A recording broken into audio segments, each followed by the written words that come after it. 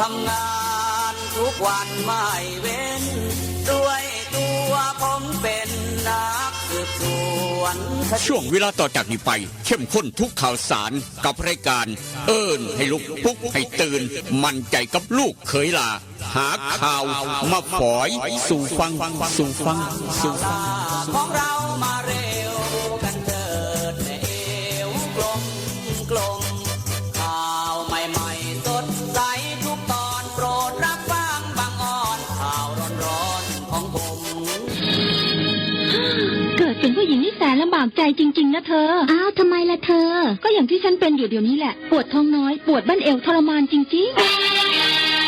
ซื้อกาโน่หน่อยค่ะซื้อกาโน่นะครับซื้อกาโน่นะคะจะต้องรีบไปซื้อมาแล้วล่ะกาโน่จำชื่อกาโน่คนรุ่นใหม่ใช้กาโน่ยาน้ำว่านชักมดลูกกาโน่จัดจำหน่ายโดยบริษัทเวชภัณฑ์ยากาโน่ป๊อกซอฟตี้เครื่องหมายการค้าตรามือรับเหรียญทองยกสุดท้ายยาป๊อกกล่องสีเขียวตรามือรับเหรียญทองใช้บรรเทาการปวดเมื่อยตามกล้ามเนื้อเคล็ดขัดยอกยาป๊อกน้ำมันยาป๊อกกล่องสีเขียวตรามือรับเหรียญทองบรรเทาการปวดเมื่อยเคล็ดขัดยอกมีจำหน่ายตามร้านขายยาทั่วไปโรคฤทธิ์ดวงทวารหนักเป็นแล้วทรมานเริ่มต้นจากมีอาการคันบริเวณขอบรูทวารและมีอาการปวดท่วงทวารหนักถ้าปล่อยไว้นานอาจมีแผลเป็นรูปกลีบมะเฟืองและเป็นหน่อคล้ายเลื้อยไก่มีเลือดไหลซึมถ้าเป็นมากจะถ่ายออกมาเป็นเลือด3 ก๊กมาแล้วยาเม็ดบรรเทาฤทธิ์ดวงทวารหนักตรา3 ก๊กยาเม็ดบรรเทาฤทธิ์ดวงทวารหนัก3 ก๊กราม500ชนิดแคปซูลจัดจำหน่ายโดยบริษัทเวชภัณฑ์ยากาโน่ฟ็อกซอฟตี้จำกัดเครื่องหมายการค้าตรามือรับเหรียญทองกล่องละ350 บาทมีจำหน่ายตามร้านขายยาชั้นนำทั่วไป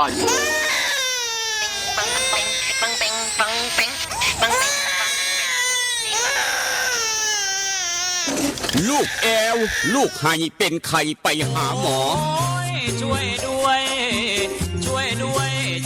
น่อยคุณหมอไปคลินิกนายแพทย์จามีกรหรือว่าหมอดอดใจดีตั้งอยู่ตรงข้ามกับมินิบิ๊กซีสีเชียงใหม่ไปมาหาง่ายตรวจรักษาโรคทั่วไปเด็กผู้ใหญ่ผู้สูงอายุความดันเบาหวานตรวจน้ำตาลในเลือดโรคทางเดินอาหารทางเดินหายใจปวดกล้ามเนื้อคอกระดูกเสื่อมมีวิตามินบำรุงผิวบำรุงร่างกายบริการส่งตรวจเอ็กซเรย์คอมพิวเตอร์ตรวจคลื่นแม่เหล็กไฟฟ้าไปคลินิกนายแพทย์จามีกรตั้งอยู่ตรงข้ามกับมินิบิ๊กซีสีเชียงใหม่ตรวจดีมีมาตรฐานบริการเหมือนญาติพี่น้องเปิดบริการสู้มือต้องไปหาหมอดอดใจดีสอบถามได้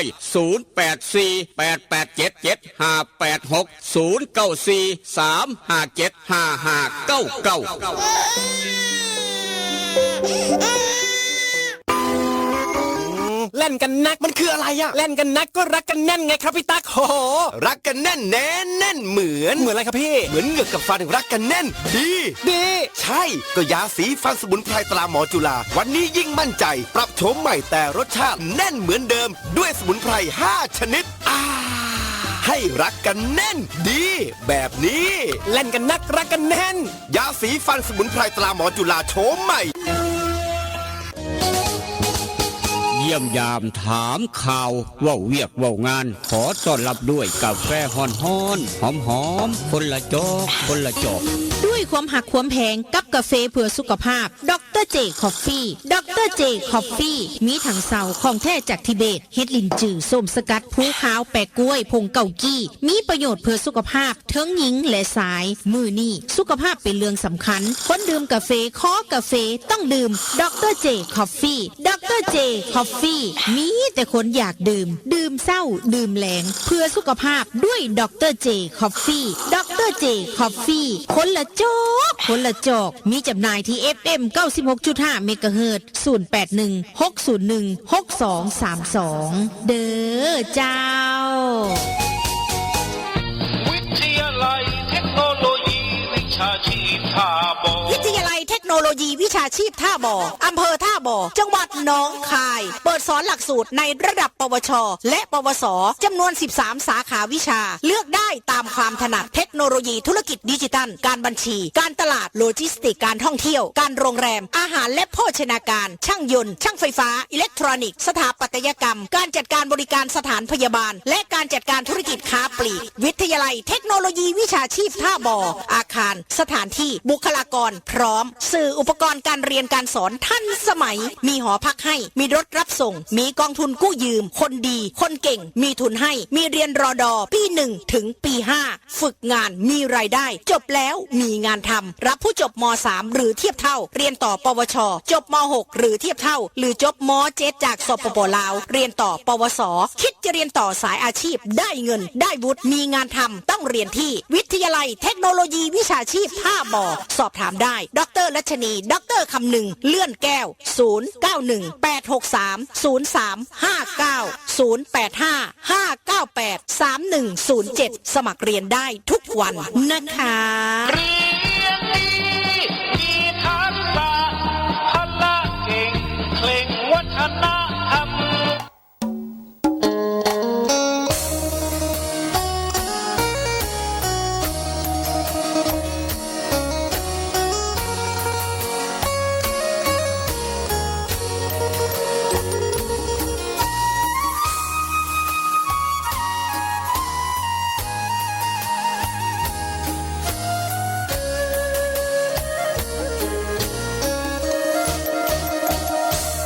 นั่งจอคอคือทอดแทนอคือทอดผู้สาวเห็นลมหนาว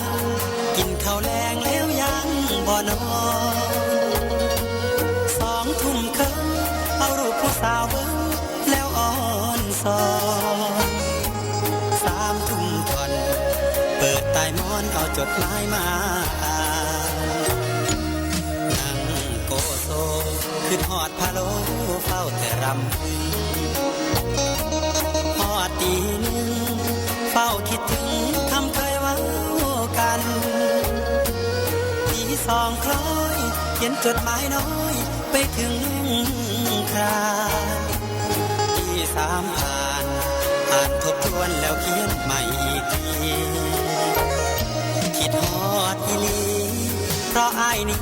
บ่เคยหักใครคือทอดหลายเพราะขวัญใจเจ้าคือชีวีคือทอดสิเป็นสิตายเพราะห่างไกลกันนานเป็นปีคิดฮอดทุกวินาทีลมหนาววีอ้ายแห่งคิดฮอดแนั่งสงลงหลับบ่ลงกระวนกระวายตี5เลยไปย้อนคิดหลายสายตาอย่างแข็งหนาวเย็นจ้อยลมว้อยว้อยคิดฮอดแห้งแห้ง6 โมงเช้าตะเวนแดงแดงคิดฮอดคำแพงจนสอดแจงจางตาอย่านอนตื่นสายอย่าอ้ายทำกินอย่ามีเงินหน่อยอย่าคอยวาสนาสุขสบายมันเสมอมันเครือเก่าครับผู้ขาลูกเคยลานามนคนทำข่าวกลับมาเว้านำผู้เจ้าดังเดิมได้เวลาซ้ำนี่ละแม่ตู้เตรียมพร้อมเรียบร้อยครับได้น้ำขวดใหญ่ครับเมื่อนี้ได้น้ำขวดใหญ่ถ้าจะมองเสลดท่องพรสวมหน้ากากอนามัยใส่แมสล้างมือเดือดเกี่ยวล้างมือครับยาชราใจยากัดตกได้เสือกันฝนหอบมาพร้อมหลังจากนั้นหอบเอาเข้าเท้าหอนสนใจได้ขาทุกเทครับยางโปกเป๊กโปกเป๊กลมจิตตมมาพร้อมพี่น้องทุกมองทุกบอลน้ำเต็มทงเต็มทาเพิ่นว่าพี่น้องเกษตรกรพี่น้องเฮ็ดให้เฮ็ดหน้ากัดเตรียมพร้อมตลอดยาน้ำท่วมเข่าครับเอาละครับปีนี้ได้กระยากัดตามอ้าวเขียดน้อยไปถืองูกินวันนี้ดังแอบอยู่โอ้ยเอาไปไล่เขียดสักวันเขียดไปเพราะเขียดงูไปเพราะงูเห็นว่าเจ้าของใหญ่ก็จะทำลายเด็กน้อยหลายเห็นว่ากระไดเนาะเห็นว่าเจ้าของผู้ขาผู้น้อยก็ได้เอาละครับปีนี้ได้กระยากัดตามรูปขราบเฝ้ามานั่งเว้านางจ่าทางห้องทรงเก่า16.5 เสียงจากบ้านหม้อแดนสยามครับ รายงานตัวอย่างเป็นทางการ2สถานีกำลังออกอากาศพร้อมกัน96.5เป็นแม่ข่ายครับส่งไปทาง91เมกะเฮิรตซ์สุวรรณี1991สเตชันกำลังออกอากาศ2สถานีพร้อมกันกับบริการเอิ้นให้ลุกปลุกให้ตื่นทาง96.5แล้วก็91เมกะเฮิรตซ์ครับมาพร้อมกับแนวดีมีประโยชน์คือเก่ากับยาสีฟันหมอจุฬากาแฟดรเจยาสีฟันหมอจุฬาทั้ง2สูตรดั้งเดิมสูตรเอกตากาแฟดรเจครับศูนย์ใหญ่ทั้งเวียงจันทน์พอค้าไม่ขายเอาไปจำหน่ายขายต่อหรือว่าพี่น้องผ่านไปทางตลาดแรงหนองด้วงแวะไปเอามาได้ครับบอกว่ายาสีฟันหมอจุฬายาสีฟันหมอจุฬากาแฟดรเจครับศูนย์ใหญ่โยฮันขายยาใสสะอาดตลาดแรงหนองด้วงนอกจากนั้นเวชภัณฑ์ยากาโนปอกซอบที่จำกัดบอกว่ากาโนบอกว่าปอกบอกว่าสบู่ซอบที่ยาทายพยาธิไวรัสนิก3กอกดาบ500แบบแคปซูลกินง่ายทุกร้านขายยาทั้งเวียงจันทน์มีขายแต่ว่า3กอกดาบ500แบบแคปซูลกินง่ายกองเป่ากระเป๋าพี่น้องใส่แล้วเป็นฤทธิ์หลวงทวารอย่ามองข้าม3กอกดาบ500แบบแคปซูลกินง่าย1กับ1กองถือมาแลกเสือเดี๋ยวนี้ได้เดี๋ยวนี้ครับมาตอนใดได้ตอนนั้นเอามาหลายได้หลายกับเดียวกองเดียวได้เสือไปใส่1โตยางโก้ยางงามครับใส่ไปเอาบุญได้ใส่ไป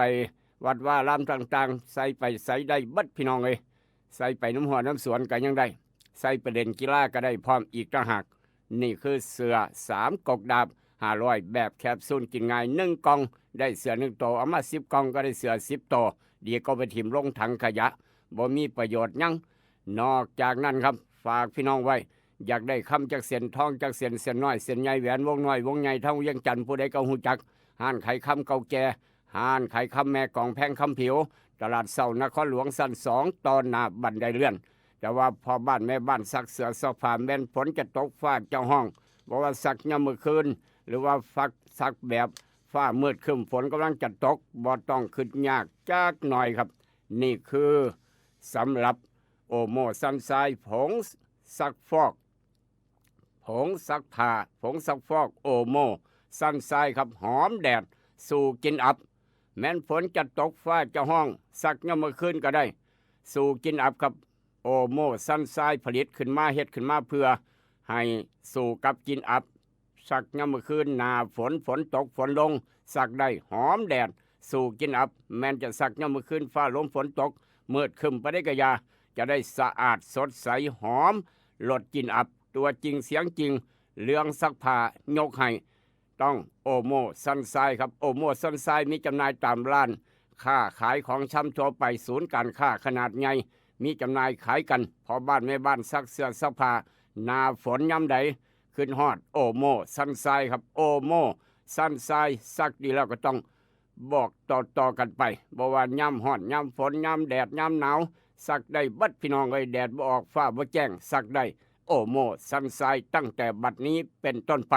ได้ยินแล้วก็บอกต่อกันไปขามมาทางบ้านเฮาสีเชียงใหม่จักหน่อย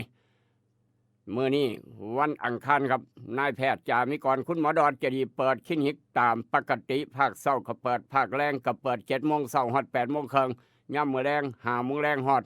2:00 นครึ่งครับได้ยินแล้วก็บอกต่อกันไปนี่คือคลินิกนายแพทย์จามิกรคุณหมอดอนจะดีท่ามกลางอุณหภูมิเช้ามื้อนี้บ้านเฮา26องศาครับ26องศาเซลเซียสโอกาสฝนตกยามมื้อเช้า 20% พี่น้องเวียงจันทน์สีเชียงใหม่เหลียวเห็นกันโอกาสฝนตกซ้ำกัน 20% คือกัน26องศาเซลเซียสคือกันรถเติมน้ำมันคนเติมน้ำอย่าขาดน้ำก็แล้วกันครับว่าถ้าฝนเช้าตกร้อนร้อนร้อนกันนะยามมื้อเช้าก็ยังร้อนคนเฮ็ดเวียกเฮ็ดการเฮ็ดงานอยู่เขียงเนื้อเขืองเขียงซีนมองได้กะยาเหงื่อไหลไข้ย่อยแม่นบ่อูดเนื้อสดทางโค้งวันพันเผาหรือว่าจังไดเพราะฉะนั้น26องศาเซลเซียสโอกาสฝนตกไปจนฮอดประมาณบ่าย3ครับบ่าย3เกือบบ่าย4บ่าย3เกือบบ่าย4โมงแรงครับประมาณ 20% แต่ว่ารอบค่ำรอบดึกตั้งแต่16 นาฬิกาเป็นต้นไปเริ่มตั้งเข้าแล้วถามว่าจะตกแถวใดบ่ฮู้จักแล้วครับประมาณ 55% รอบค่ำรอบดึกถึงไปจนฮอด4 ทุ่มกว่า 50% ครับนี่คือโอกาสฝนตกจะตกทางบ้านเฮาสีเชียงใหม่หรือจะตกทางทบสังคมโพธิ์ตากกระบุงหัวจักละประมาณ 50% มีเมฆมาก นี่คือสภาพดินฟ้าอากาศยามมื้อเช้าจนฮอดบ่าย3กว่า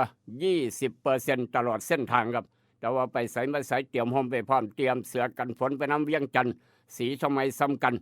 แต่ว่าฝนจะตกฟ้าจะห้องฮ้อนสำเร็จกะยามมื้อนี้นายแพทย์จามิกรเปิดคลินิกตามปกติภาคเช้า 7:00 นฮอด 8:00 นยามมื้อแลง 5:00 นฮอด 2:00 นเจ็บไข้ได้ป่วยลูกหลานไข้พ่อแม่เป็นไข้หลวงพี่หลวงพ่อเป็นหวัดเป็นไอไปใช้บริการได้คลินิกนายแพทย์จามิกรฟังตรงข้ามบิ๊กซีศรีชมัยไปมหาง่ายออกจากคลินิกนายแพทย์จามิกรอย่างนี้เนื้อไปลาบไปก้อยไปซุ่มไปแซวกันเฮ็ดเวียกเมื่อยครับเบิ่งน้ำโขงเมื่อยซื้อเนื้อไปลาบไปก้อยซุ่มกันอยู่ข้างฝั่งแม่น้ำโขงจะหน่อยอูดเนื้อสดทางโค้งบ้านพัดพร้าวกิโลละ200เซาครับไปเดี๋ยวนี้ได้เดี๋ยวนี้ขึ้นเขียงใหม่ๆบ่พันตู้แช่บ่พันตู้เย็นเนื้อกำลังนึบนับอยู่พี่น้องเอ้ยยุบยับอยู่เนื้อก็ได้เฮ็ดใหม่ๆนี่แหละครับขึ้นเขียงใหม่ๆต้องอูดเนื้อสดทางโค้งบ้านพัดพร้าวเสียอุดใจเกินล้านคูณ2แถมพร้อมอีกต่างหากเอารายงานดอกงานแต่งงานบุญงานบวชได้เบิดออกจากอูดเนื้อสดอยากได้หนังไปฉายครับงานบุญงานบวชงานบางงานบนบ่ต้องขึ้นยากแอร์ภาพยนตร์บ้านหัวไส้พร้อมต้อนรับพี่น้องทุกหมู่บ้านทุกตำบลได้หนังจากแอร์ภาพยนตร์บ้านหัวไส้เรียบร้อยราคาถูกพร้อมอยากติดตั้งแอร์บ้านเข้าเมืองทบเลี้ยวซ้ายห่างจากแยกไฟแดงน้ำมง300 เมตรด้านซ้ายมือตึกสีเหลืองฝั่งตรงข้ามออกกระเหลืองทางซ้ายกระเหลืองด้านขวากระเหลืองนั่นแหละครับร้านเต่าทอง240ติดตั้งแอร์บ้านทุกชนิดทุกยี่ห้อใหญ่ที่สุดของเมืองทบของจังหวัดหนองคายก็ว่าได้เจเตาถาพี่น้องอยู่หันเปิดบริการซุมื้อบ่มีมือหยุดบ่มีวันศีลวันพา8ค่ำ15ค่ำบ่มีวันเสาร์อาทิตย์บ่มีวันสำคัญยังเปิดตลอด365มื้อคูณ2สอดแจ้งจังปังก็ยังเปิดหรือว่าร้านเต่าทอง24 นขวัญใจคนเดิมของพี่น้องเจเตาคนกองนางใจเกินล้านใจเกินร้อยอยู่แล้วบ่ต้องห่วงใจบุญสุนทานพร้อมอีกต่างหากดังนี้เราก็บอกต่อติดตั้งแอร์บ้านได้ของแถมได้ราคาถูกต้องไปร้านเต่าทอง24ตั้งแต่มื้อนี้เป็นต้นไปตั้งแต่ย่ามนี้เป็นต้นไปเดี๋ยวนี้ไปได้บ่ย่ำมาเศร้าเดี๋ยวนี้ไปได้เจเตาเราถือโทรศัพท์เครื่องเดียว2หมายเลขถ้าพี่น้องกันอยู่เสมออยากติดตั้งแอร์บ้านต้องร้านเต่าทอง24อยากเรียนต่อใกล้บ้านต้องวิทยาลัยเทคโนโลยีวิชาชีพทบกับดร.คำนึงดร.ราชนีครับจบม.3 เรียนต่อปวสจบม.6 เรียนต่อปวสได้ยินแล้วก็บอกต่อพี่น้องเวียงจันทน์ลูกหลานจบม.7 มาเรียนต่างประเทศใกล้บ้านมีหอพักเงินพักอยู่เศร้าเรียบร้อยดร.คำนึงจัดหนักจัดเต็มพิกัดสื่อการเรียนการสอนครบครันทันสมัยถึง13หลักสูตร13สาขาวิชาครับบุคลากรพร้อมครูบาอาจารย์พร้อมสื่อการเรียนการสอนพร้อมหอพักเงินพักพร้อมทุกอย่างพร้อมเบิดมีฮอดรถบัสมีฮอดรถบัสประจำโรงเรียนประจำวิทยาลัยเทคโนโลยีวิชาชีพทบนี่คือสถาบันการศึกษาที่พี่น้องให้การยอมรับอย่างนี้เราก็บอกต่อกันไปแต่ว่าคนสวนยางน้ำยางบ่ไหลบ่คักปลูกมาโดน10 ปี20 ปี30 ปีนายางแข็งนายางตายอย่าลืมใส่นาโนบูครับนาโนบูอ้ายของนาโนพัดนาโนบูกำลังแถมเสื้อนาโนบูกำลังแถมเสื้อสูตรเข้มข้นเพิ่มน้ำยางไหลออกมาไหลออกมาดีนายางนิ่มกินง่ายใส่นาโนบูไปเอาไว้ใส่ครับกำลังแถมเสื้อนาโนบูกระไดสีชมไมร้านดาวแดงการเกษตรบ้านป่าสักเหนือทางมาทางดอนป้าเปื่อยบ้านหมอโพดตากร้านเกษตรบ้านไร่ไปมหาง่ายทบทวนการเกษตรสังคมการเกษตรบ้านผือร้านวิริตอย่างพระอำเภอบ้านผือน้ำโสม2หม่องน้ำกันสิริวัฒนาและกระดานพี่เอ็ดอำเภอน้ำโสมพี่น้องคนส่วนยางใกล้หมู่ใดใส่บริการมองหันแถมเสือนั่นคือนาโนบูซื้อ1แถม1ซื้อ10 ขวดแถมเสือ10 โตฟ้าวแปลวด้วนยานเบิดเขตก่อนครับดังนี้เราก็บอกต่อกันไปแต่ว่าท่ามกลางอุณหภูมิเช้าวันนี้เปรียบเทียบแต่ละจุดแต่ละมองบ้านเฮาต่างประเทศพร้อมไปฟังพร้อมกันครับเดี๋ยวนี้แถวสถานการณ์น้ำโขงทางศรีชมัยนี่พี่น้องกำลังไปเบิงไปออกกำลังกายไปนั่งซุ่มกันยามมื้อเช้าโสเลกันยามมื้อเช้าเว้าเรื่องน้ำของเว้าเรื่องไม้ไหลมากับน้ำโขงคนไปเอาไม้ไหลมากันน้ำโขงระมัดระวังนี่เด้อพี่น้องย่านเกิดอุบัติเหตุเพศภัยครับไหลไปกับขอนไม้ก็มีคือกันดึงขอนไม้มาเจ้าของหัวสักลงแม่น้ำโขงนี่ครับลงแม่น้ำตายเยอะแยะมากมายมาแล้วครับอย่ามองข้ามความปลอดภัยโดยเด็ดขาดไปเอาไม้มากับไหลมากับแม่น้ำนี่อันตรายคัก นอกจากนั้นครับนอกจากนั้นท่ามกลางอุณหภูมิเช้าวันนี้บ้านเฮาสีเชียงใหม่26องศาโอกาสฝนตก 20% สีเชียงใหม่เวียงจันทร์ทอกันเป๊ะไปเบิ่งทางผาตากเสือจังหน่อยผาตากเสือเป็นจังไดครับโอกาสฝนตกยามมื้อเช้าเดี๋ยวนี้ทางผาตากเสืออุณหภูมิทอกันกับภาคพื้นดินครับ26องศาเซนเซียสโอกาสฝนตกยามมื้อเช้าบ้านเฮาภาคพื้นดิน20ผาตากเสือ38ครับ38%จะไปคอยร่วงช่วงประมาณ10โมงเช้าเหลืออยู่ 20% ไปจนฮอดบ่าย3เกือบบ่าย4โมงแรงยามมื้อแรงตั้งแต่4โมงแรงตั้งเข้าใหม่โอกาสฝนตก 55%จะไปคอยร่วงประมาณพูนตี 1 ตี 2 ตี 3 ตี 4ครับเหลืออยู่10กว่าเปอร์เซ็นต์ประมาณนั้นนี่คือสภาพดินฟ้าอากาศทาง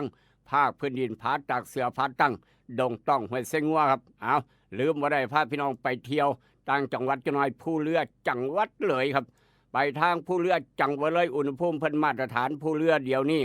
23องศาบ้านเฮา26ภูเรือ23เย็นสบายโอกาสฝนตกยามมื้อเช้าเพียง 16% นี่คือทางภูเรือจังหวัดเลยมองเทอร์โมมิเตอร์ใหญ่ครับแต่ว่ารอบบ่ายโอกาสฝนตกประมาณรอบบ่ายทางภูเรือ16 นาฬิกาโอกาสฝนตกถึง 60% ครับจะไปคอยร่วงช่วงประมาณทุ่มหนึ่ง 20% ตลอดเส้นทางจนสอดแจ้งจังปังสรุปแล้วไปภูเรือจังหวัดเลยเตรียมห่มไปพร้อมเตรียมเสื้อกันฝนไปน้ำกันแล้วกันตกแห้งตกคอยเดี๋ยวก็หยุดเดี๋ยวก็ตกประมาณนั้นนี่คือสภาพดินฟ้าอากาศทางภูเรือผาตากเสือบ้านเฮาครับเอาละครับได้พาพี่น้องไปเที่ยวต่างประเทศไปญี่ปุ่นจะหน่อยผู้ใหญ่วิชัยผู้ใหญ่พึกท่านท่านกำนันพึกแก้ไขท่านกำนันพึกผู้ใหญ่ตุผู้ใหญ่วิชัยผู้ใหญ่ใสปาสักไตโมเซผู้ใหญ่บ้านผู้ใหญ่สุธิดามุนตีศรีนี่กำลังเปิดดังๆออกของกระจายข่าวทั้งหมู่เก้าหมู่4บ่ได้ไปไสละจอบน้ำโขงครับจอบน้ำปลา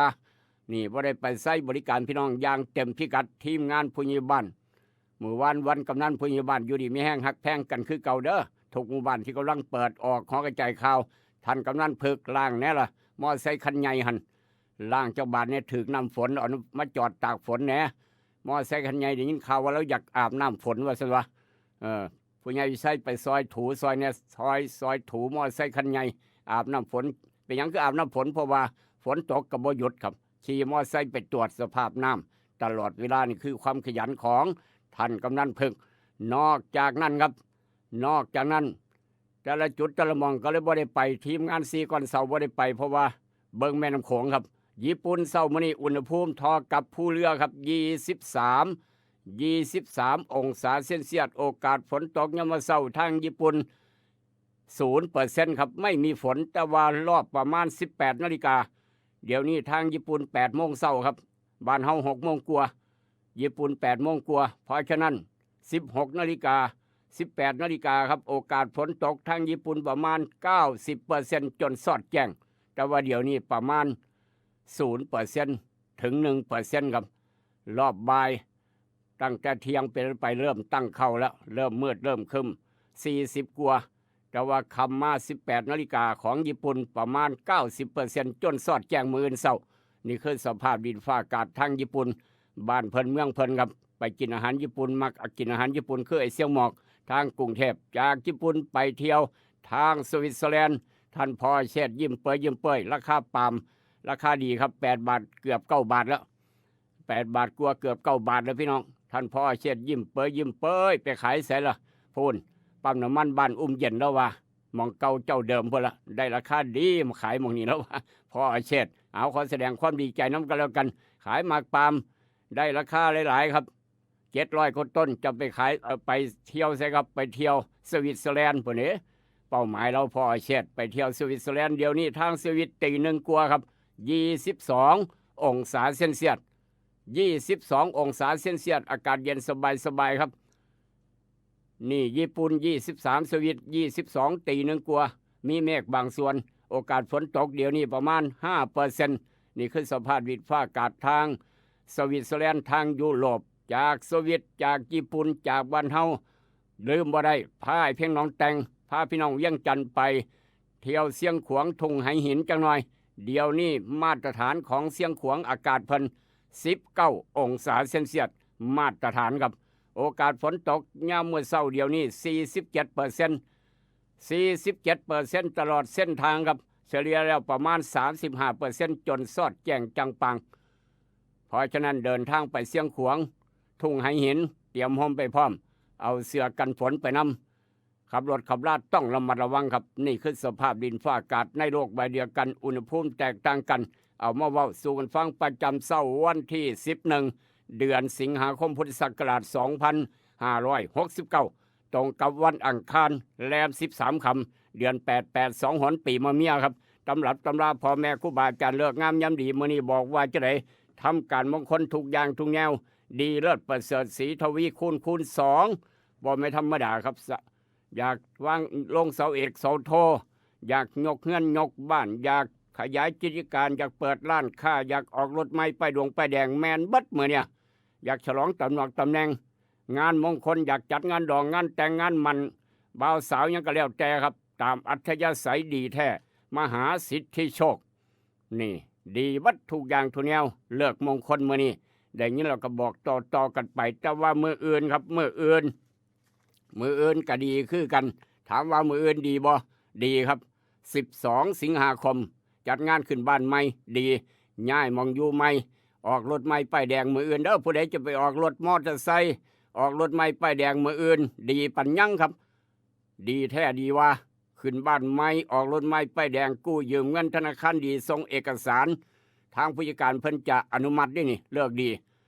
นี่ส่งถึงมือถึงเว้นเพิ่นว่าขึ้นบ้านใหม่ย้ายที่อยู่ใหม่ย้ายธุรกิจย้ายจากตึกนี้ไปอยู่ตึกนั้นย้ายจากฝั่งนี้ไปอยู่ฝั่งนั้นย้ายจากคุ้มนี้ไปอยู่คุ้มนั้นยังก็ว่ากันไปหรือว่าย้ายจากอำเภอนี้ไปอยู่อำเภอนั้นนี่มื้ออื่นดีแท้แน่นอนครับออกรถใหม่ป้ายแดงกู้ยืมเงินธนาคารดียิ่งนักแลเอามาเว้าสู่กันฟังกันลองพิจารณาเบิ่งไม่เชื่ออย่าลบหลู่หรือว่าจะคิดดีทำดีย่อมได้ดีเพิ่นว่าก็แล้วแต่ตามอัธยาศัยเลือกสะดวกดีกว่าไม่ผิดกฎหมายเอามาเว้าสู่กันฟังกันลองพิจารณาเบิ่งโปรดพิจารณาด้วยความเคารพจากตำรับตำราพ่อแม่ครูบาอาจารย์เลิกงามยามดีบอกไว้ว่าจังสั่นแต่ว่าหลานชายบักขน้อยหลานสาวคลอดมาเมื่อคืนลืมตามโลกน้ำของกำลังขึ้นนี่แหละครับน้ำของกำลังขึ้นสูงนี่แหละหลานชายก็คลอดออกมาบาดเนี่ยสิบ่ได้ตั้งชื่อว่าเด็กชายน้ำโขงบ่หรือว่าจังใดเด็กชายโขงเด็กชายน้ำของยังก็ว่ากันไปครับโอ้สมิทคักเอาดวงวาสนาคนในหลานชายหลานสาวขอแสดงความดีใจนำเพิ่มประชากรนะครับครอบครัวเพิ่มประชากรนะครับประเทศเจ้าของครับขอแสดงความดีใจน้ำอีกเทื่อนึงอาจารย์พิญโยมาแล้วบ่เราบอกค่าน้ำของนะอาจารย์พิญโยเอามาแล้วครับอาจารย์พิญโยมาแล้วพี่น้องอาจารย์พิญโยมาแล้วอาจารย์พิญโยนั่งสมาธิเอากระดานดำขึ้นมาดินสอหินขึ้นมานั่งเขียนบวกลบคูณหารนั่งสมาธิน้อยหนึ่งได้ออกมาว่าจังสี่แล้วไม่ใหญ่เด้อดวงวาสนาคนได้หลานทรายเท่าเฮืองเท่าหมอนเอามาลงปุญญาวิชัยเอามาลงยังไม่ได้หลานทรายนโมคนได้หลานทรายมื่อนี้ครับดวงวาสนาคลอดอยู่โรงพยาบาลห้องก็แวะมาตั้งแต่6:01 น.เมื่อคืนนี้ครับใหญ่ขึ้นมาจะเป็นคนรูปรอหน้าตาดีครับมักวิชาการมักเรียนหนังสือเป็นลูกผู้ชายที่เฉลียวฉลาดมีความสามารถในการเว้าการคิดการเขียนการคิดการค้นบ่ต้องเพิ่งผ้าใสผู้ใดหรือว่าแสดงงานไผครับจะบ่มีความทะเยอทะยานมักใหญ่ไฟสูงปันใดครับเป็นคนหักลูกหักเมียหักครอบครัวเป็นคนรูปรอศัตรูจะทำลายบ่ได้เจ้าสู้จังหน่อยมีจิตใจเข้มแข็งกล้าหาญมีน้ำใจดีแต่ว่าใจห้อนฉุนเฉียวแข็งคล่องว่องไวมักอาสาเจ้านายครับเป็นทหารเก่งตำรวจเก่งนายสร้างแหงขักผู้หลักผู้ใหญ่ความเมตตาเกื้อหนุนเป็นที่เพิงพาของพ่อของแม่ยิ่งนักแลนั่นคือดวงวาสนาของหลานชายบักคำน้อยบันทึกความทรงจำไว้ลูกให้หลานจังหน่อยครับฟังรายการนี่ลูกปุ๊กให้เตือนกับลูกเคดาทาง 96.5 หรือว่าฟังทาง 91 เมกะเฮิรตซ์แถวเมืองสังทองแถวน้ำสมนายุงสังกะรีนาขามแมนบัดครับกับทางสังคมพร้อมเทศบาลตำบลสังคมฟังทางได้ทั้ง2 สถานีนอกจากนั้นครับสำหรับพี่น้องได้หลานสาวคนได้หลานสาวครับใหญ่ขึ้นมาเนี่ยโอ้ยเว้าเก่งขนาดพี่น้องเอ้ยคนสลับคนได้หลานสาวครับยกมือขึ้นจะหน่อยนี่คนได้หลานสาวคลอดมาเมื่อคืนครับแก้มแดงจอยไว้จมูกโด่งป้าโทคิ้วดำปิดพี่น้องเอ้ยผมดำแท้ ดวงวาสนาของหลานสาวครับใหญ่ขึ้นมาเป็นผู้หญิงที่มีรูปร่างหน้าตาดีครับเฉลียวฉลาดไหวพริบปฏิภาณดีมักเว้ามักคุยใหญ่ขึ้นมาคุณตาจ๋าคุณยายจ๋าคุณตาจ๋าคุณยายจ๋านี่ห้วยก็ลองเบิ่งสิแล้วมีหยังยกให้เบิดปั่นพออ่อยาวครับนอกจากนั้นติดต่อกับสังคมและธุรกิจการค้าขายได้เป็นอย่างดี เกิดในครอบครัวที่มีหลักฐานและก็มีความสุขสบายดีเป็นคนมักเรียนหนังสือจิตใจดีจิตใจสูงเป็นนักสู้เอาชนะอุปสรรคได้ขยันหมั่นเพียรครับมีผู้มีความเมตตาเกื้อหนุนอนาคตมีความเจริญรุ่งเรืองมีสื่อมีเสียงหลักฐานมั่นคงยิ่งนักแลนี่คือดวงวาสนาของหลานสาวหลานชายที่แน่ๆเลี้ยงในน้ำนมแม่เอาคักๆเอาแคนๆกระโลดสมองจะได้ดีปัญญาจะดีเลิศขอแสดงความดีใจน้ำอีกรอบหนึ่งสำหรับพี่น้องบ้านเฮาเจ้าคอยครับเฒ่าแก่ใหญ่ผู้จัดการใหญ่หรือว่าครูบาอาจารย์ทุกส่วนราชการทุกส่วนเกิดวันอังคารมื้อนี้กำนันผู้ใหญ่บ้านพร้อมผู้ซอยผู้ใหญ่บ้านนำพอตู่แม่ใหญ่แม่ป้าผู้ลุงอ้ายนักเรียนนักศึกษาสำหรับคนเกิดวันอังคารครับตื่นแต่เช้าหนึ่งเข้าใส่บาตรเพื่อได้นอนตื่นสวยเทวดาเพิ่นจมคนเกิดวันอังคารผู้ใดเกิดวันอังคารยกมือขึ้นครับเท้าเฮืองเท้าหมอนบ่กล้ายกเพราะว่ายังบ่ฮอดมื้อวันศุกร์วันอาทิตย์ผู้ใหญ่ใช่พร้อมท่านรองสังพร้อมยังบ่ฮอดวันศุกร์ก็เลยบ่กล้ายกบ่ว่ากันแสดงว่ายังความจำดีครับคนเกิดวันอังคารมื้อนี้บุญวาสนาเป็นจังไดครับไปฟังพร้อมกันดวงวาสนาพี่น้องที่เกิดวันอังคารมื้อนี้จะได้รางวัลของฝากของขวัญมีรายจ่ายหลายขึ้นจะมีรายจ่ายหลายขึ้นแต่จะมีเวลาหน่อยที่จะให้กับคนเจ้าของหักการบ่ยับยั้งชั่งใจหรือว่าเอาแต่อารมณ์เจ้าของเอาแต่ใจเจ้าของมีโทสะหลายเถื่อย่ำโกรธอย่าได้ย่ำได้อย่าโกรธก็แล้วกันเหตุให้มีปัญหากับเพื่อนร่วมงานครับมีปัญหากับคนข้างๆกับเพื่อนร่วมงานได้ไงเงินทองถูกใส่ใจไปกับการสมาคมซองสีชมพูซองขาวซองดำนี่การสงเคราะห์อีกต่างหากมีการปรับปรุงที่อยู่อาศัยให้ดีขึ้นโชคดีด้านอาหารการกินมีโอกาสได้เดินทางไกลยิ่งนักแหละนั่นคือดวงวาสนาคนเกิดวันอังคารพ่อแม่ครูบาอาจารย์เพิ่นบอกไว้ว่าจังสั้นลูกเคยละเอามาบอกต่อครับเสือบ่เสือเป็นอีกเรื่องหนึ่งด้วยความหักความแพงกับกาโนปอกสบู่ซับที่ยาทายพยาธิไวโซนิก3กกดาบ500แบบแคปซูลกินง่ายโดยเฉพาะกล่องเป่ากระเป๋าของ3กกดาบ500แบบแคปซูลกินง่ายพี่น้องเอามาแลกเสือไปใส่มาเดี๋ยวนี้ได้เดี๋ยวนี้1กับ1กล่องได้เสือ1ตัวถ้าแบบเก่า3กกแบบเก่าแบบลูกก่อน3กับ3กล่องมีรูปเทพเจ้ากวนอูอยู่ทั้งกับนั่น3กับ3กล่องมาแลกเสือได้1ตัวถือมาเดี๋ยวนี้ก็ได้เดี๋ยวนี้คือกันครับของเวชภัณฑ์ยากาโนปอกสอบจิมกัดยาสีฟันหมอจุฬากาแฟดรเจศูนย์ใหญ่ธรรมยักษ์จันทร์โยฮันขายยาใสสะอาดตลาดแรงหนองดวงมื้อนี้วันอังคารคุณหมอดอนใจดีฟังตรงขาบิ๊กซีสีเชียงใหม่เปิดคลินิกตามปกติ 7:00 นฮอด 8:00 นยามมื้อแลง 5:00 นฮอด 2:00 นครับคุณหมอดอนใจดีเปิดตามปกติจองคิวได้กับนายแพทย์จามิกรคุณหมอดอนเบอร์นี้ครับจองคิวจองก่อนได้รักษาก่อนได้ตรวจก่อนได้ยาไปกินก่อนเพราะว่าตามคิว083 6769581 083 6769581วันนี้ในอดีตมื้อนี้ในอดีตย้อนไปครับวันที่11 สิงหาเมื่อตอนเวลาดึกสงัดเสนวันนั้นลมพัดฝนถล่มให้ว่าพี่น้องบ่นึกบ่ฝันครับได้ยินข่าวแค่นั้นสมัยก่อนได้ยินข่าวซาดแท้ๆนี่บ่ได้ยินข่าวเร็วขึ้นซุมื้อนี่ครับบ่มีเฟซบ่มีไลน์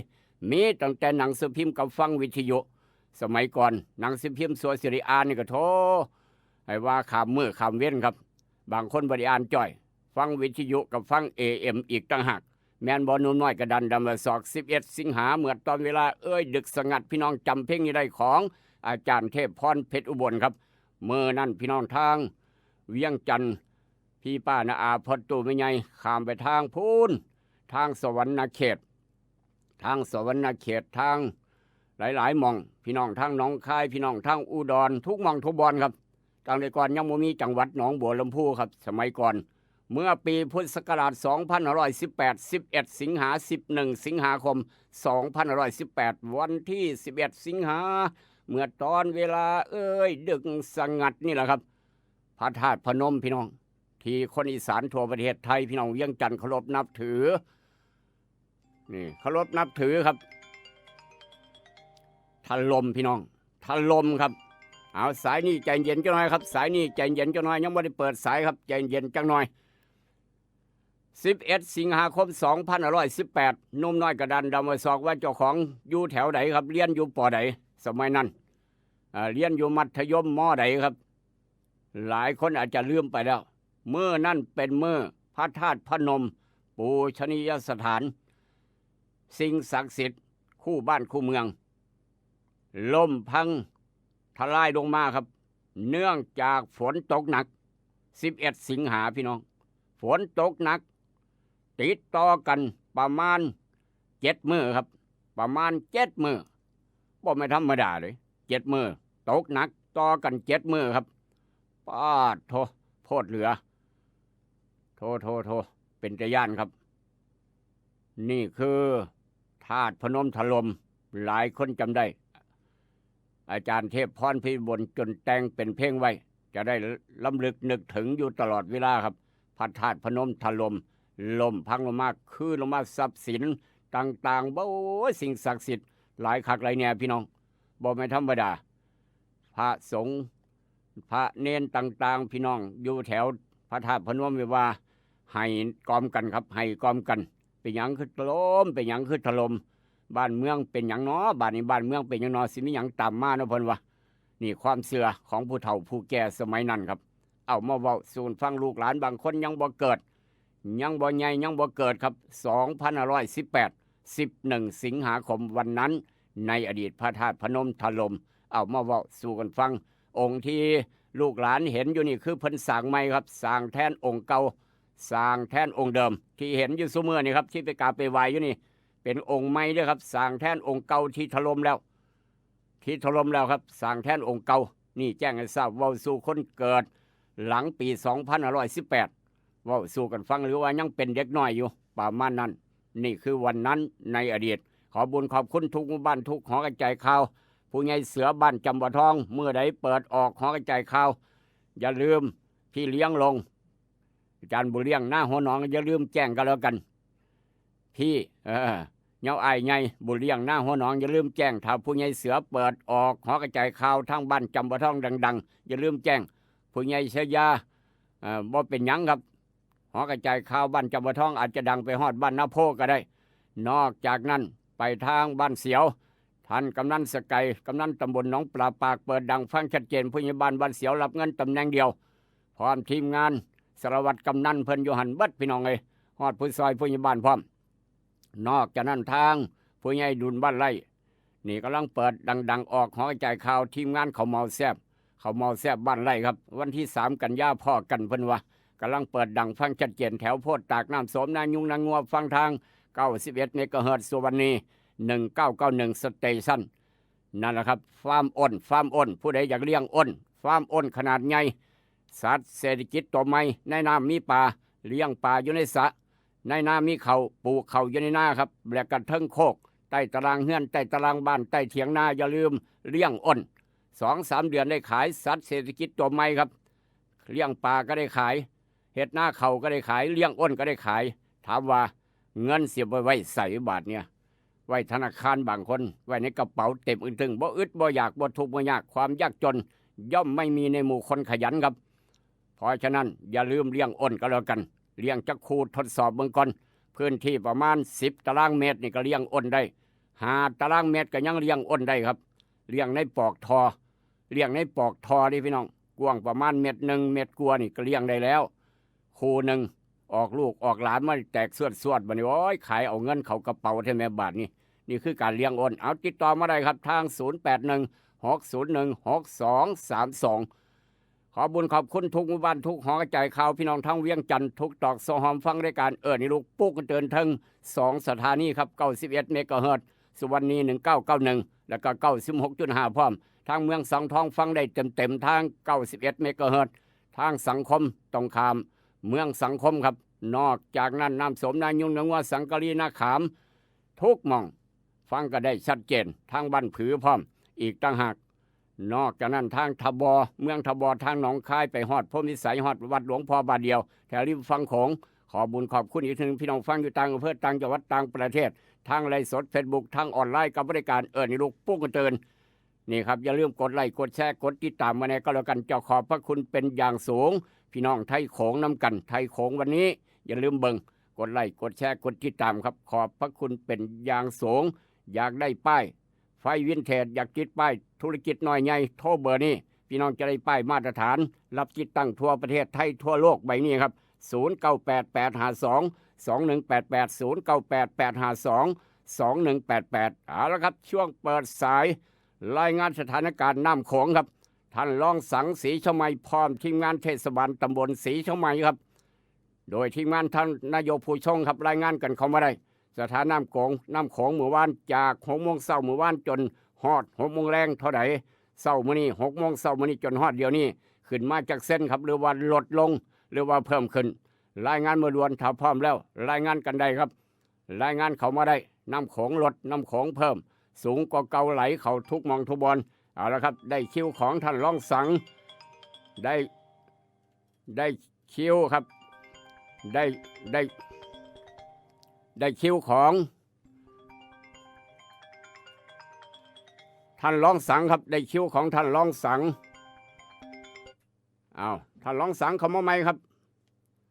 ท่านรองสังเขามาใหม่ก็แล้วกันครับท่านรองสังเขามาใหม่สัญญาณมีปัญหาน้อยหนึ่งเขามาใหม่ครับท่านรองสังเขามาใหม่ทีมงานท่านรองสังเขามาได้ครับพร้อมแล้วครับพร้อมแล้วเข้ามาหวัดดีครับ สวัสดีครับอาจารย์ครั ครับ บผมเป็นยังไงครับสถานการณ์น้ำโขงวันนี้ วันนี้ตอนเช้านะครับ ครับ ขึ้น35 เซน มือวานนี่ขึ้นตั้งแต่6 โมงเช้าฮอด6 โมงแรง35 เซน ครับบ่ครับช่วงเช้าครับ อ๋อ 35 เซน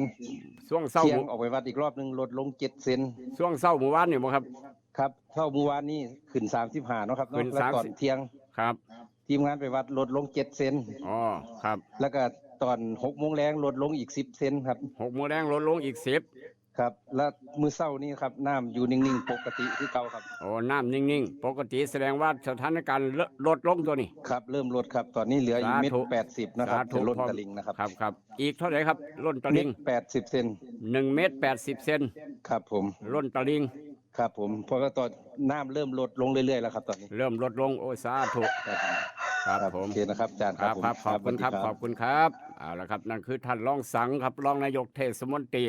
แก้เมื่อยเด้อพี่น้องไปเบิ่งน้ำเมื่อยเด้อย่าลืมบักเผาน้ำบักเผาแก้น้ำบักเผาออนแซ่เย็นอยู่ตู้เย็น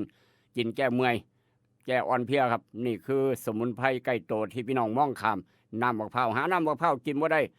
ราคาถึกๆไปหาท่านรองสังก็แล้วกันสวนบักเผาสวนใหญ่สิวหลายปันใดครับสำหรับพ่อค้าแม่ขายอยากขายบักเผาไปหาท่านรองสังรองนายกเทศมนตรีเทศบาลตำบลศรีช่องไม้ขึ้นไปเทศบาลถามหาท่านรองสังนั่งอยู่โตใดท่านรองสังนั่งอยู่โตใดนั่นพี่น้องเพิ่นจะบอกรถเจ้าหน้าที่เพิ่นจะบอกรถท่านหาบ่พอกันไปเฮือนบ่ถึกไปเทศบาลศรีช่องไม้ถามหาท่านรองสังรถหูจักดีปัญญังเอาสายต่อไปครับรายงานสถานการณ์น้ำโขงเริ่มลดลงพ่อแม่ครูบาอาจารย์ครับซอยลูกซอยหลานนี่เด้อลูกหลานนี่จะได้อยู่เย็นเป็นสุขเขาน้ำซ้ำปลาจะได้อุดมสมบูรณ์ครับเขากำลังเขียวกำลังงามอย่าเฝ้ามาถ่วมกันจะได้เกี่ยวขายเขาได้เงินเขากระเป๋า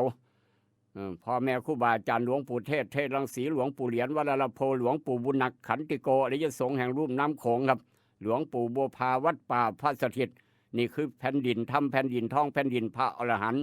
หนึ่งเดียวในพื้นที่จังหวัดหนองคายศรีช่องไม้บ้านเฮาพี่น้องมีพระอรหันต์หลวงปู่เทศหลวงปู่เหรียญหลวงปู่บุญนักหลวงปู่บัวพาเพราะฉะนั้นหลวงปู่นัก3 กันยาครับเฮ็ดบุญปีนี้3 กันยาครบรอบถือว่า117 ปีครับชาติการ117 ปีหลวงปู่นักถ้าหลวงปู่นักมีอายุมาฮอดวันที่3 กันยาสิฮอดเดือนหน้าครบ117 ปีอายุ117 ปีนี่คือพ่อแม่ครูบาอาจารย์เทวดาเดินดินหลวงปู่บุญนักคณิโกมาตักบาตรจะได้อยู่เย็นเป็นสุขมาเฮ็ดบุญน้ำกันเด้อพี่น้องเอ้ยมีฝ่ายผูกแขนพร้อมฝ่ายผูกแขนของพ่อแม่ครูบาอาจารย์ให้ไปผูกแขนให้ลูกให้หลานพร้อมอีกต่างหากหายากด้วยครับหายากคัก3 กันยามาเฮ็ดบุญจะได้อยู่เย็นเป็นสุขภาวนาใหญ่น้ำท่วมน้ำขังคือปีที่ผ่านมาโทษหนักจะได้เป็นโทษเบาครับโทษหนักจะได้เป็นโทษเบา น้ำบ่ท่วมเขาบ่ท่วมหน้าบ่ท่วมซับป่าอีกตั้งหากจะได้เอิ้นว่าเงินเต็มกระเป๋าขายปลาก็ได้เพราะว่าน้ำบ่ท่วมสระปลาก็อยู่น้ำบ่ท่วมเขาก็ได้ขายเขาได้เกี่ยวเขาประมาณนั้นถ้าน้ำท่วมมานี่โถให้ว่าแปลนเติดป่านบ่ได้เฮ็ดหยังครับป่านสนามฟุตบอลป่านทุ่งกุลาร้องไห้บ่ธรรมดาเอาสายต่อไปครับสายต่อไปเข้ามาครับสถานการณ์น้ำโขงว่าจะไหนรายงานกันเข้ามาทุกเสียงทุกสายถ้าบ่มาขออนุญาตเดินทางต่อครับขออนุญาตเดินทางต่อไปสำรวจตรวจสอบหน้าหนึ่งของไทยรัฐเดลินิวครับขอบบุญขอบคุณกับการโนปอกสบู่ซอฟตี้ยาทายพยาธิไวซุนิก3กกดาบ500แบบแคปซูลกินง่ายไปสำรวจตรวจสอบพี่น้องอันนี้บ่เคยพ่อกับพ่อเนี่ยบ่เคยเห็นก็เห็นอยู่ในโลกใบนี้นะครับเพราะฉะนั้นแต่ห้อยเจ้าข่อยวันนี้ทำบุญหรือยังวันนี้ทำดีหรือยังโอ้ยเสม็นคักกันยังวะพาพี่น้องไปทางจังหวัดนนทบุรีครับเหตุการณ์เกิดต่อเนื่องหลังจากนักเรียนนี่เอาปืนมาวากันกับหมู่กับพวกร่วมหายใจจากฮอดครูบาอาจารย์เมื่อวานก็มีอีกคดีเด็ดคดีใหญ่อีกอดีตสสครับ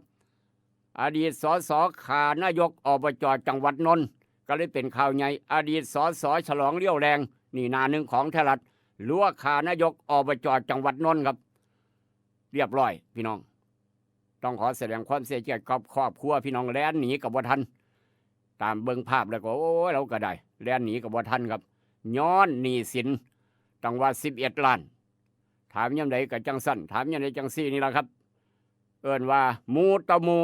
หักแพงกันมาตลอดกู้เงินกันยืมเงินกันสั่งกันมีเงินครับหมู่เดียวกันถ้าว่าอยากสั่งกันถ้าว่าอยากแบบนี้ครับอย่าให้ไปยืมเงินกันเพิ่นว่าถ้าหักแพงกันบ่ได้ก็อย่าถ้ายืมเงินกันกู้เงินกันนั่นแหละครับสั่งกันรวดมีปัญหากันรวดนี่แหละครับฆ่ากันตายเห็นบ่ทางกกต.จังหวัดนนทบุรีบอกว่าจะเลือกตั้งใหม่ภายใน60 วันจะเลือกตั้งใหม่ภายใน60 มื้อนายกอบจ.จังหวัดนนทบุรีเป็นข่าวใหญ่ครับบ่อยากเห็นบ่อยากพ่อบ่อยากยินผู้ข่าไอ้จมูกเดียวทำงานครับย้อนยืมเงินกันหมู่เดียวกันยืมเงินกันหักแพงกันยืมเงินกันเป็นโรคสั่งกันเกิดขึ้นทันทีครับโรคเอิ้นว่าโรคสั่งกันเพราะฉะนั้นอยากหักกันตลอดไปหมู่เดียวกันอย่าพี่น้องกันอย่ากู้เงินกันอย่ายืมเงินกันเด้อพี่น้องเอ้ยบอกกันไว้เตือนกันไว้ซะก่อนจากเหตุการณ์มาทางเหตุการณ์นี้ครับนี่ปัดโดดสสงูเขียวอ้าวสสก็เป็นงูนะบัดนี้เนาะงูเขียวหางใหม่บ่งูเขียวหางแหมครับปัดโดดสสงูเขียวหางแหมงูเขียวหางใหม่โวรัฐบาลแน่นเปิกเพิ่นว่าบ่ได้ดูดบ่แม่นท่อน้ำประปาเนาะสิไปดูดจังได๋เพิ่นยังว่าอยู่นี่ฝ่ายรัฐบาลครับเอาเป็นข่าวพักไหนพี่น้องหูจักดีปัญญังนอกจากนั้นระดมครูทุกโรงเรียนในกรุงเทพครับทุกโรงเรียนในกรุงเทพครูเวียนยืนอยู่หน้าโรงเรียนยามมื้อเช้าระดมครูบาอาจารย์คนนักเรียนคนกระเป๋าฮอดคนผู้ปกครองที่ไปส่งลูกส่งหลานหลายโรงเรียนยกระดับอย่างเข้มงวด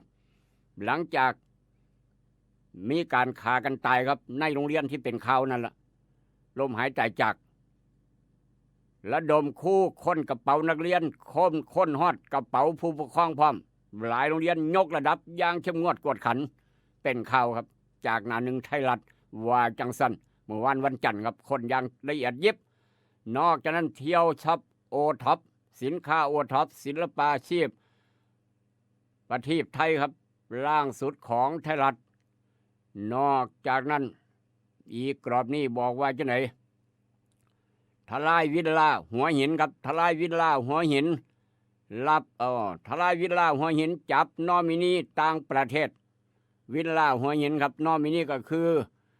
นายทุนนั่นแหละผู้ลงทุนผู้สร้างวิลล่าค้าขายครับเป็นคนไปอยู่ขายวิลล่าจับนอมินีต่างประเทศนานนี่ก็หน้าหนึ่งของไทยรัฐล่างสุดว่าจังสั้นจากไทยรัฐหน้าหนึ่งไปด่วนไทยรัฐเข้ามามีอย่างแน่ครับด่วนไทยรัฐเข้ามาสายถ้ามีรายงานสถานการณ์น้ำโขงครับทางบ้านหมอเอารายงานกันเข้ามาได้ครับรายงานกันเข้ามาได้ทางบ้านหมอปีไหนคือจังทางสีเชียงใหม่บ่บ้านใกล้กันครับเอาเข้ามาครับเอาแล้วครับมาจากหน้าหนึ่งไทยรัฐมาด่วนทุกทิศทั่วไทยของไทยรัฐว่าจะได้เตือน8 จังหวัดริมแม่น้ำโขงครับเตือน8 จังหวัดริมแม่น้ำโขงเตือนเข้ามาช่วงประมาณ4 ทุ่ม เตือนเขามาช่วง4 ทุ่มมื้อคืนครับเตือน8 จังหวัดริมน้ำโขงเฝ้าระมัดระวังน้ำเพิ่มฉับพลันโดยเฉพาะนครพนมกับมุกดาหารครับโดยเฉพาะนครพนมกับมุกดาหารขออนุญาตรับสายหวัดดีครับ สวัสดีครับ ครับ แจ้งระดับน้ำโขงตั้งแต่เมื่อวานตอนบ่ายโมงจนถึง6 โมงเช้ามื้อนี้นะครับ ครับ ขึ้นลงน้ำขึ้นอยู่6 เซนครับ น้ำขึ้นเพิ่ม 6 เซนครับ 6 เซน เพราะว่าผมวัดบัง6 โมง อ๋อเพิ่ม ตั้งแต่ผมวัดไว้แล้วตั้งแต่บ่ายโมงเมื่อวานจนถึง6 โมงมื้อนี้ครับ ครับบ่ายโมงเมื่อวานจนฮอด6 โมงมื้อนี้ขึ้นมา6 เซนติเมตรเนาะ ครับ แต่ว่ามันก็เริ่มลงไปเรื่อยๆครับ เอาเริ่มลงลดลงเอา ครับลดลงมาเรื่อย ครับ ๆครับผม ครับผมนั่นคือสถานการณ์น้ำโขงทั้งบ้านหมอครับน้ำบ้านหมอสีไม่ใกล้เคียงกันครับน้ำเริ่มลดภาวนาให้เป็นจังซั่นภาวนาให้เป็นจังซั่นครับอย่าเพิ่มสูงปวดหัวครับพี่น้องปวดหัวบ่อยากพ่อคำว่าดินน้ำลมไฟลูกขลาดเจอมาเบิดแล้วเจอมาเบิดดินก็เจอครับน้ำก็เจอไฟก็เจอมาเบิดเพราะฉะนั้นถือว่าต้องสู้ต่อไปในชีวิตโลกใบนี้ครับทำดีได้ดีทำชั่วได้ชั่วครับขออนุญาตเดินทางต่อดวนของไทยรัฐว่าจะไหนเมื่อกี้เบิ่งสถานการณ์น้ำโขงพ่อหลักฐานใหม่อาจารย์วิระพักที่ซีมิลันครับเมื่อปี 2500 เมื่อปี 2558 เลิกตั้งกรรมการสอบหัวหน้าอชซิมิลันว่าจังสันเป็นข่าวดวนกันเข้ามาครับนอกจากนั้นเฝ้าระมัดระวังน้ำแม่แตงเพิ่มสูงหมู่บ้านสร้างง่ายสร้างขึ้นที่สูงเตรียมรับฝนย่ำมือแรงครับง่ายสร้างขึ้นที่สูงพี่น้องยกสร้างผู้ใดแบกสร้างได้บาทเนี่ยง่ายสร้างขึ้นที่สูงย้อนสร้างกับย่านน้ำท่วมเพื่อกันเด้อสร้างทั้งแม่แตงนอกจากนั้นครับนอกจากนั้นบ่อยากเห็นพี่น้องนายกอบจหมู่บ้านแลนหนีลูกปืนมื้อนี้มื้อวานกินข้าวน้ำหมูน้ำพวกเว้ากันอยู่แต่ว่ารอบบ่ายมาแล้วว่าเป็นศพล้มหายตายจากย้อนฆ่ากันตายย้อนเงินครับนี่ขนาดหมู่เดียวกันฮักแพงกันนี่ครับนี่ให้ว่ากินสุกกินดิบน้ำกันพ้นท้ายฆ่ากันตายย้อนเงินครับสระเองออินอเงินเงินคือพระเจ้าสั่งกันยังได้บัดพี่น้องจะสั่งกันก็ย้อนเงินนี่แหละเพิ่นว่าทุกอย่างทุกแนวเฮ็ดแนวผิดกฎหมายก็ย้อนเงินครับนอกจากนั้นเตรียมจัดเลือกตั้งใหม่ภายใน60 มื้อหลังนายกอบจนนทบุรีเสียชีวิตเป็นข่าวด่วนกันเข้ามาแจ้ง4 ข้อหาหนักแจ้ง4 ข้อหาหนักฉลองเลี้ยวแรงเจ้าโตให้การภาคเศษอ้างยิ่งเพื่อป้องกันโตอ้างยิ่งเพื่อป้องกันโตนี่คือเกี่ยวกับกฎหมายอาญาดิครับผิดกฎหมายอาญาครับคำว่าฆ่าคนตายเจตนาหรือว่าเจตนาพี่น้องก็ต้องติดตามหนังเรื่องนี้ต่อไปครับนี่คือข่าวคำต่างด่วนของไทยรัฐเอาละครับลืมบ่ได้พาพี่น้องไปยามถ้ำต่างประเทศจังหน่อยต่างประเทศว่าจะไหนครับไปฟังพร้อมกันเช้ามื้อนี้รายงานเข้ามาต่างประเทศสหรัฐประกาศมาแล้วครับสหรัฐประกาศมอบเงินซอยเหลือ 15.5 ล้านดอลลาร์ 15.5 ล้านดอลลาร์ครับหลังแผ่นดินไหวทางประเทศโคลอมเบียเริ่มเสียชีวิตเริ่มเห็นศพหลายศพแล้วครับ100 กว่าศพละทางโคลอมเบียแผ่นดินไหวพี่น้องทางประเทศไทยมันขากันโอ้ยสมัยหลายอย่างแล้วแนวโลกใบนี้ครับไทยเฮาจ่อคอยอยู่ได้ย้อนทำคุณงามความดีครับทำดีได้ดีทำชั่วได้ชั่วเพิ่นว่าเพราะฉะนั้นวันนี้ทำดีหรือยังวันนี้ทำบุญหรือยังพี่น้องอย่ามองข้ามในโลกวันนี้ศาสนาพุทธอยู่ได้เฉพาะคนทำดีเท่านั้นจากเหตุการณ์มาทางเหตุการณ์นี้มาแล้วครับทำว่าจังไหนทำจี้อิหร่านทำบอกอิหร่านทำจี้อิหร่านจ่ายค่าสดเสยแก่ผู้ตายความหวังขอตกลงลิบลีครับความหวังขอตกลงโอ้ย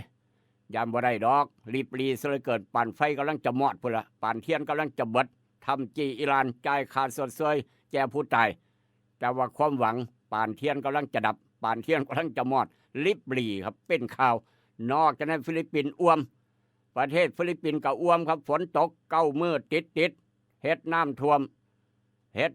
อย่าเอาเพลงสอนคลีไปเปิดทางฟิลิปปินส์บางนี้น้ำท่วมเนาะ9 มื้อติดเฮ็ดน้ำท่วมดินถล่มตายแล้ว16 ศพครับทางฟิลิปปินส์นอกจากนั้นทำมาหลายครับเช้ามื้อนี้ทำลงน้ำคำสั่งลดจำนวนวัคซีนแนะนำที่เด็กควรได้รับ ทำลงนามคำสั่งลดจำนวนวัคซีนแนะนำที่เด็กควรได้รับเป็นข่าวทางอเมริกาครับโคลัมเบียประกาศภาวะฉุกเฉินหลังแผ่นดินไหวใหญ่ตายพุ่ง111 ศพยังหาบ่พออีกนอกนั้นครับเอาติดตามตอนต่อไปตายแล้ว26นี่คือรอบแรกตึกถล่มประมาณ20หลังโอ้โหครับตึกถล่มลง20หลังมูลอ้อยเหาะกองออกยอกเพิ่นว่าประมาณนั้นนี่คือด่วนไปยามทำย่ำเศร้าจากต่างประเทศกับบริการนี่ลูกปุ้งเดินจากไทยรัฐยกง่ายๆไปทางเดลินิวครับยกง่ายๆไปทางเดลินิวหน้าหนึ่งว่าจะได้เดลินิวหน้าหนึ่งเศร้าวันนี้ครับมาแล้วแน่นอนอยู่แล้วอันเดียวกันกับของไทยรัฐฉลองงูเห่าโหดกด4 นัดขาพันตำรวจเอกธงชัยครับนายกอบจจังหวัดนนท์11 ล้านท่วงหนี้11 ล้านบอกคุยพร้อมเหตุมันก็เลยเกิดตำรวจแจ้งข้อหา4 ข้อหาหนักเป็นข่าวนอกจากนั้นนายกเลิกขึ้นF16เยี่ยมนักบินตามเก่าตามเดิมแจกเพิ่มทุนไทยซอยไทยครับดอกเบี้ยเคิงสกัดกู้โหดเป็นข่าวนอกจากนั้นรองนายกเชนครับชูวาระแห่งชาติทรง6 ข้อโรงเรียนปลอดภัยดึงกรมสุขภาพจิตลดแรงกดดันนักเรียนครับเป็นข่าวเพราะฉะนั้นอย่ากดดันนักเรียนเด้อครูบาอาจารย์เฮาทุกโรงเรียนครับอย่ากดดันนักเรียนก็แล้วกันพ่อกับแม่ก็อยู่บ้านก็อย่ากดดันลูกหลานเจ้าของอย่ากดดันนักเรียนซุมื้อนี่โอ้ยหลายอย่างเลยเนี่ยพี่น้องเอ้ยหลีกน้ำบ่ทันพ่อห้องบ่ให้จักสิเอาใจไผแน่ทั้งนี้ก็ลูกทั้งนั้นก็หลานครับนี่ทั้งนั้นกับครูบาอาจารย์บาเนี่ยทั้งนั้นกับกำนันพยาบาลเพราะฉะนั้นอย่ากดดันในโลกยุคปัจจุบันย้อนเครื่องมืออิเล็กทรอนิกส์ทันสมัยครับนอกจากนั้นอีกกรอบนี้บอกว่าจัดหนักเฟส6ปราบนอมินีต่างประเทศหัวหินบิ๊กล้านนพสินลุยผู้วิลาเถื่อน33 บริษัท300 ล้านครับรับทราบข้อหาโกงสอบ7 ข้าราชการท้องถิ่นก้มหน้าบ่ตอบสื่อรีบถอดสื่อพูดทุจริตมหาดไทยบรรจุใหม่ด่วนเป็นข่าวว่าจังสั้นนอกจากนั้น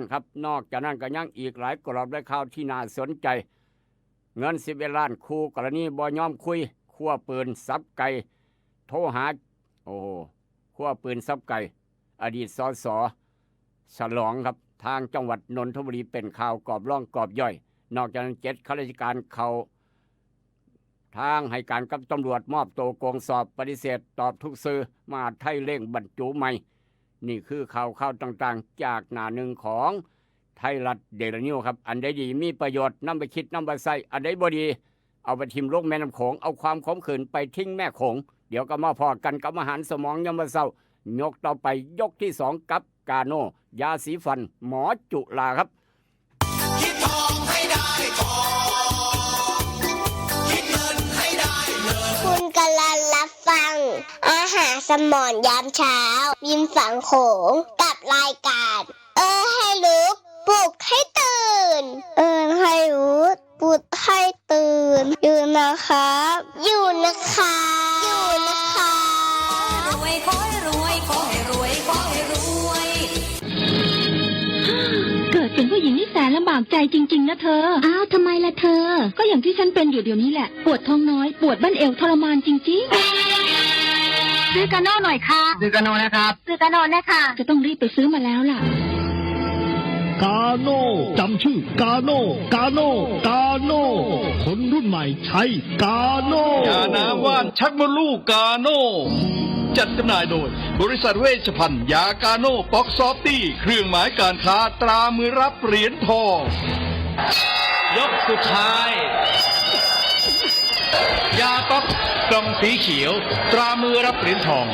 ใช้บรรเทาอาการปวดเมื่อยตามกล้ามเนื้อเคล็ดขัดยอกยาป๊อกน้ำมันยาป๊อกกล่องสีเขียวตรามือรับเหรียญทองบรรเทาอาการปวดเมื่อยเคล็ดขัดยอกมีจำหน่ายตามร้านขายยาทั่วไปโรคฤทธิ์ดวงทวารหนักเป็นแล้วทรมานเริ่มต้นจากมีอาการคันบริเวณขอบรูทวารและมีอาการปวดท่วงทวารหนักถ้าปล่อยไว้นานอาจมีแผลเป็นรูปกลีบมะเฟืองและเป็นหนอกคล้ายเลื้อยไก่มีเลือดไหลซึมถ้าเป็นมากจะถ่ายออกมาเป็นเลือด สามก๊กมาแล้วยาเม็ดบรรเทาฤทธิ์ดวงทวารหนักตราสามก๊กยาเม็ดบรรเทาฤทธิ์ดวงทวารหนักสามก๊กราม500ชนิดแคปซูลจัดจำหน่ายโดยบริษัทเวชภัณฑ์ยากาโน่ฟ็อกซอฟตี้จำกัดเครื่องหมายการค้าตรามือรับเหรียญทองกล่องละ350 บาทมีจำหน่ายตามร้านขายยาชั้นนำทั่วไปราคายาเริ่มดีขึ้นแล้วสูตรใหม่ล่าสุดนาโนบลูเพื่อชาวสวนยางบ้านเรานาโนบลูเป็นพี่ชายแท้ๆของนาโนพลัสนาโนบลูเหมาะสำหรับยางอายุ 12-30 ปีนาโนบลูดีทำให้หน้ายางดีหน้ายางไม่ตายนึ่งนาโนบลูเยอะได้น้ำยางเยอะน้ำยางน้ำหนักดีนาโนบลูมากสูตรเข้มข้นทาต้นยางได้มากเคยใช้นาโนพลัสมาแล้วต้องลองนาโนบลูนาโนบลูหาซื้อได้ที่ร้านวิลิตยางพาราอำเภอบ้านผือจังหวัดอุดรธานีร้านสิทธิชัยการเกษตรอำเภอบ้านแพงจังหวัดนครพนมร้านพารุ่งเรืองการเกษตรอำเภอบ้านม่วงจังหวัดสกลนครสาขาอำเภอเซกาสาขาอำเภอบ้านดุงและร้านค้าเคมีเกษตรชั้นนำใกล้บ้านท่านนาโนบลูใช้แล้วดีใช้แล้วรวยตัวตึงของแท้หอมแดดโอโมโอโมสันชายชายชายชายชายชายซักเมื่อไรก็หอมแดดแดดแดดแดดแดดสะอาดพร้อมสู้กลิ่นอับซักกลางคืนก็เข้านอนตาหลับซักสู้กลิ่นอับหอมแดดแบบสันชายหอมแดดโอโมโอโมสันชายหอมแดดโอโมโอโมสันชายซักสู้กลิ่นอับหอมแดดแบบสันชายชายชายชายชายใหม่โอโมสันชายหอมแดดสู้กลิ่นอับแม้ซักกลางคืนจำกันบ่ได้กา เจ้าเก่าเจ้าเดิมร้านเต่าทอง24 นอจำหน่ายเครื่องดื่มเมืองทบอจากวันนั้นมาเป็นวันนี้สบายสบายร้านเต่าทอง24ร้านเต่าทอง24ศูนย์บริการแอร์บ้านทุกยี่ห้อทุกขนาดพร้อมติดตั้งราคาถูกเลือกได้แอร์เก่าแลกแอร์ใหม่ได้ราคาดีเต่าทอง24เจ้าเก่ายังบริการน้ำยาแอร์น้ำยาล้างแอร์อุปกรณ์ไฟฟ้าอุปกรณ์ประปามีครบจบทีเดียวเต่าทอง24อยู่ตึกสีเหลืองซ้ายและขวามือคือเต่าทอง24ทางเข้าเมืองทบอห่างแยกไฟแดงน้ำมง300 เมตรเท่านั้นหรือว่าติดต่อเจ๊เต่า097 363 9399 097 363 9399 088 373 6899 088 373 6899โดยเจ๊เต่า24 นอเจ้าเก่าเจ้าเดิมขายเครื่องดื่มพร้อมเต็มที่เต็มใจอยากติดตั้งแอร์บ้านมื้อนี้ได้ของแถมต้องไปร้านเต่าทอง24โดยเจ๊เต่าเมืองทบอเปิดบริการทุกวัน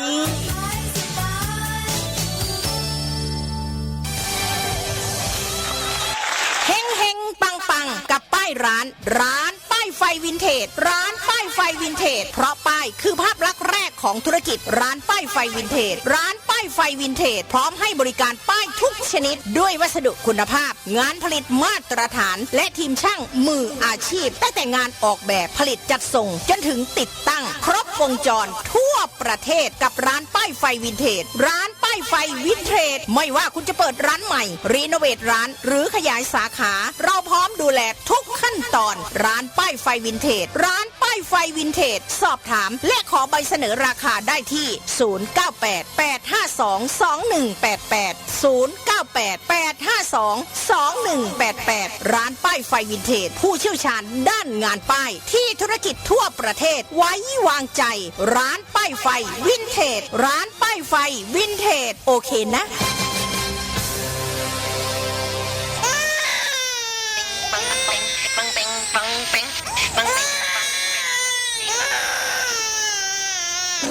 ลูกแอวลูกไห้เป็นไข้ไปหาหมอช่วยด้วยช่วยด้วยช่วยหน่อยคุณหมอไป คลินิกนายแพทย์จามิกรหรือว่าหมอดอดใจดีตั้งอยู่ตรงข้ามกับมินิบิ๊กซีสีเชียงใหม่ไปมาหาง่ายตรวจรักษาโรคทั่วไปเด็กผู้ใหญ่ผู้สูงอายุความดันเบาหวานตรวจน้ำตาลในเลือดโรคทางเดินอาหารทางเดินหายใจปวดกล้ามเนื้อคอกระดูกเสื่อมมีวิตามินบำรุงผิวบำรุงร่างกายบริการส่งตรวจเอ็กซเรย์คอมพิวเตอร์ตรวจคลื่นแม่เหล็กไฟฟ้าไปคลินิกนายแพทย์จามิกรตั้งอยู่ตรงข้ามกับมินิบิ๊กซีสีเชียงใหม่ตรวจดีมีมาตรฐานบริการเหมือนญาติพี่น้องเปิดบริการสู้มือต้องไปหาหมอดอดใจดีสอบถามได้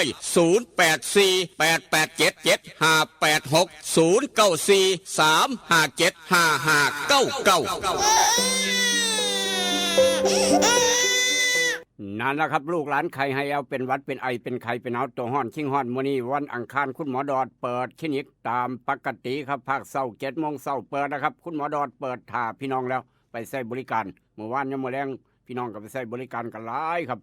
เจ็บไข้เจ็บป่วยเป็นหวัดเป็นไออากาศเปลี่ยนแปลงลูกหลานไข้พ่อแม่เป็นไข้หลวงพี่หลวงพ่อเป็นไข้อย่าลืม8 คำ 15 คำรักษาฟรีอยู่คลินิกนายแพทย์จามิกรคุณหมอดอดใจดีเบอร์โทรศัพท์คุณหมอดอดสอบถามได้จองคิวได้ครับ0836769581ฟังตรงขามบิ๊กซีสีเชียงใหม่ครับไปสะดวกมาสบายจอดรถง่ายคลินิกนายแพทย์จามิกร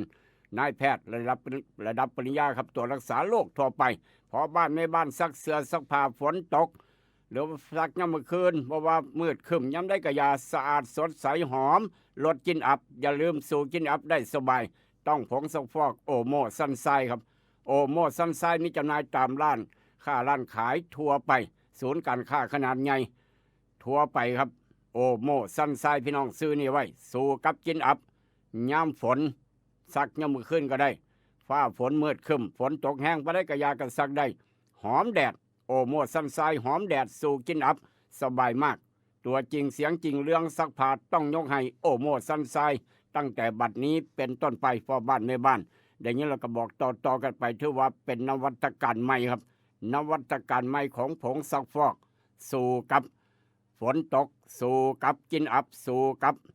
มืดครึ้มบ่แดดจักเถื่อปัญหามันเกิดผ้าก็เลยอับเพราะฉะนั้นแก้กลิ่นอับด้วย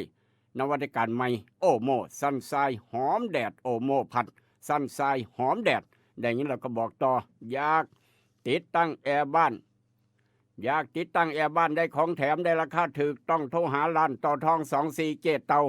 ถือโทรศัพท์ทาพี่น้องก็แล้วเครื่องเดียว2หมายเลข0973639399 อีกเบอร์หนึ่ง0883736899ฮอดแยกไฟแดงน้ำมงเลี้ยวซ้ายเข้าเมืองทบ300 เมตรตึกสีเหลืองซ้ายขวานั่นแหละครับเต่าทอง24หรือว่าเต่าทอง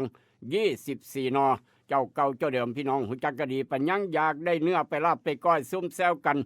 นั่งเฝ้าแม่น้ำโขงนั่งเบิ่งน้ำโขงจะเพิ่มจะลดซุ่มแซวย่างเนื้อย่างซีนก้อยซุ่มกันปัญญังแซ่บปัญญังเนื้อสดโทรหาอูดเนื้อสดลดงานดองงานแต่งงานบุญงานบวชได้เบิดสั่งหลายส่งฮอดหม่องอูดเนื้อสดเบอร์นี้ครับ0953295764ครับอย่างนี้เราก็บอกต่อกันไปอยากเลี้ยงอ้นอยากได้อ้นสัตว์เศรษฐกิจตัวใหม่ขายดี 2-3 เดือนก็ได้ขายโทรหาได้สุวรรณี1991หรือว่าจะโทรมาหาลูกเคยดาก็ได้คือกัน0816016232ครับสำหรับพี่น้องคนสวนยางน้ำยางบ่ไหลบ่คักใส่นาโนบูอ้ายของนาโนพัดอ้ายของบิ๊กซัน3อ้ายน้องบริษัทเดียวกันเพิ่มน้ำยางนายางนิ่มกินง่ายถูกใจคนสวนยางแม้นจะปลูกมาโดน10 ปี20 ปี30 ปีนาโนบูแก้ปัญหานายางนิ่มจีดง่ายน้ำยางไหลออกมาไหลครับราคาสถานการณ์น้ำยางบวกครับบวกเริ่มบวกแล้วบวกมา2 มื้อต่อกันแล้วครับแต่ว่าบวกบ่หลายประมาณ1 สตางค์นี่ละบวกยังบ่หลาย10 ตังค์20 ตังค์บ่ฮอด50 ตังค์ครับบวกประมาณ1 สตางค์แต่ว่าก็ถือว่าเป็นเลิกดีแล้วเริ่มบวกขึ้นคือเก่าแล้วสีชมไม้เปียวได้ครับนาโนบูยุรานดาวแดงการเกษตรทางวัดทางดอนป้าเปื่อยบ้านหมอนอกจากนั้นโพธิ์ตากล้านเกษตรบ้านไร่ทบทวนการเกษตรสังคมร้านสังคมการเกษตรบ้านผือร้านวิริตอย่างพระอำเภอบ้านผือน้ำโสม ร้านสิริวัฒนาร้านพี่เอ็ดอำเภอน้ำโสมใกล้หมู่ใดใส่บริการหมหันนี่คือนาโนบูไอของนาโนพัดซื้อ1 ขวดแถมเสือ1 โตซื้อ10 ขวดแถมเสือ10 โตนาโนบูกำลังแถมเสือใกล้หมู่ใดเฝ้าไปใส่บริการด่วนสำหรับพี่น้องคนส่วนอย่างเอาละครับได้เวลาไปเอาบุญน้ำกันวันอาทิตย์ที่16 สิงหาครับ16 สิงหาท่านพระอาจารย์พ่วงพาพี่น้องไปคารวะจารวัดไปคารวะวัดทาวารีศรีสาครครับวัดป่าหน้าหัวสร้างแล้วก็วัดทาโสมทางน้ำโสมกินข้าวเที่ยงอยู่วัดทาโสมตั้งโรงทานอยู่วัดทาโสมครับพี่น้องมีความประสงค์อยากเฮ็ดบุญตั้งโรงทานไปตั้งทาอยู่วัดทาโสมสายที่2วันอาทิตย์ที่16 สิงหาเพิ่นจะไปกินข้าวเที่ยงอยู่หันวัดทาโสมครับหลังจากกินข้าวเที่ยงเรียบร้อยวัดป่าบ้านเพิ่มไปวัดป่าบ้านเพิ่มต่อปิดท้ายไปทางวัดป่านาคำน้อยปิดท้ายขบวนวัดที่5มื้อนั้น16 สิงหาอยู่วัดป่านาคำน้อยครับท่านพระอาจารย์พวงแจ้งกันมานี่คืองานคารวะช่วงเทศกาลเข้าพรรษาเอิ้นว่าสายที่2สัปดาห์ที่2สัปดาห์ที่3จะเริ่มต้นอยู่วัดศรีเมืองทองวัดโพสมพรวัดโยธานิมิตรวัดศรีเมืองวัดบุญเรืองคำปงเป่งวัดป่าหนองซองห้องนั่นคือสายที่30 สิงหาติดตามตอนต่อไปงานบุญงานการกุศลมีทั้งหมดมีฮอด8สายครับมีฮอด8สัปดาห์ช่วงเข้าพรรษาแต่ว่าที่แน่อย่าลืมครับ3 กันยาปีนี้ครับปีนี้3 กันยาครับวัดพ่อแม่ครูบาอาจารย์ในฐานะครบรอบ3 กันยาหลวงปู่บุญนักขันติโกเทวดาเดินดินอริยสงฆ์แห่งลุ่มน้ำโขงจะครบรอบชาติการเพิ่น117 ปีครับ117 ปีปีนี้3 กันยาที่เจ้าฮอดมาเฮ็ดบุญน้ำกันตักบาตรยามมื้อเช้าแล้วก็พระสงฆ์จำนวน15 รูปครับพระสงฆ์จำนวน15 รูปพี่น้องอยากเป็นเจ้าภาพถวายปัจจัยแด่พระคุณเจ้าแจ้งมาอยากตั้งโรงทานแจ้งมาได้ตั้งแต่บัดนี้เป็นต้นไป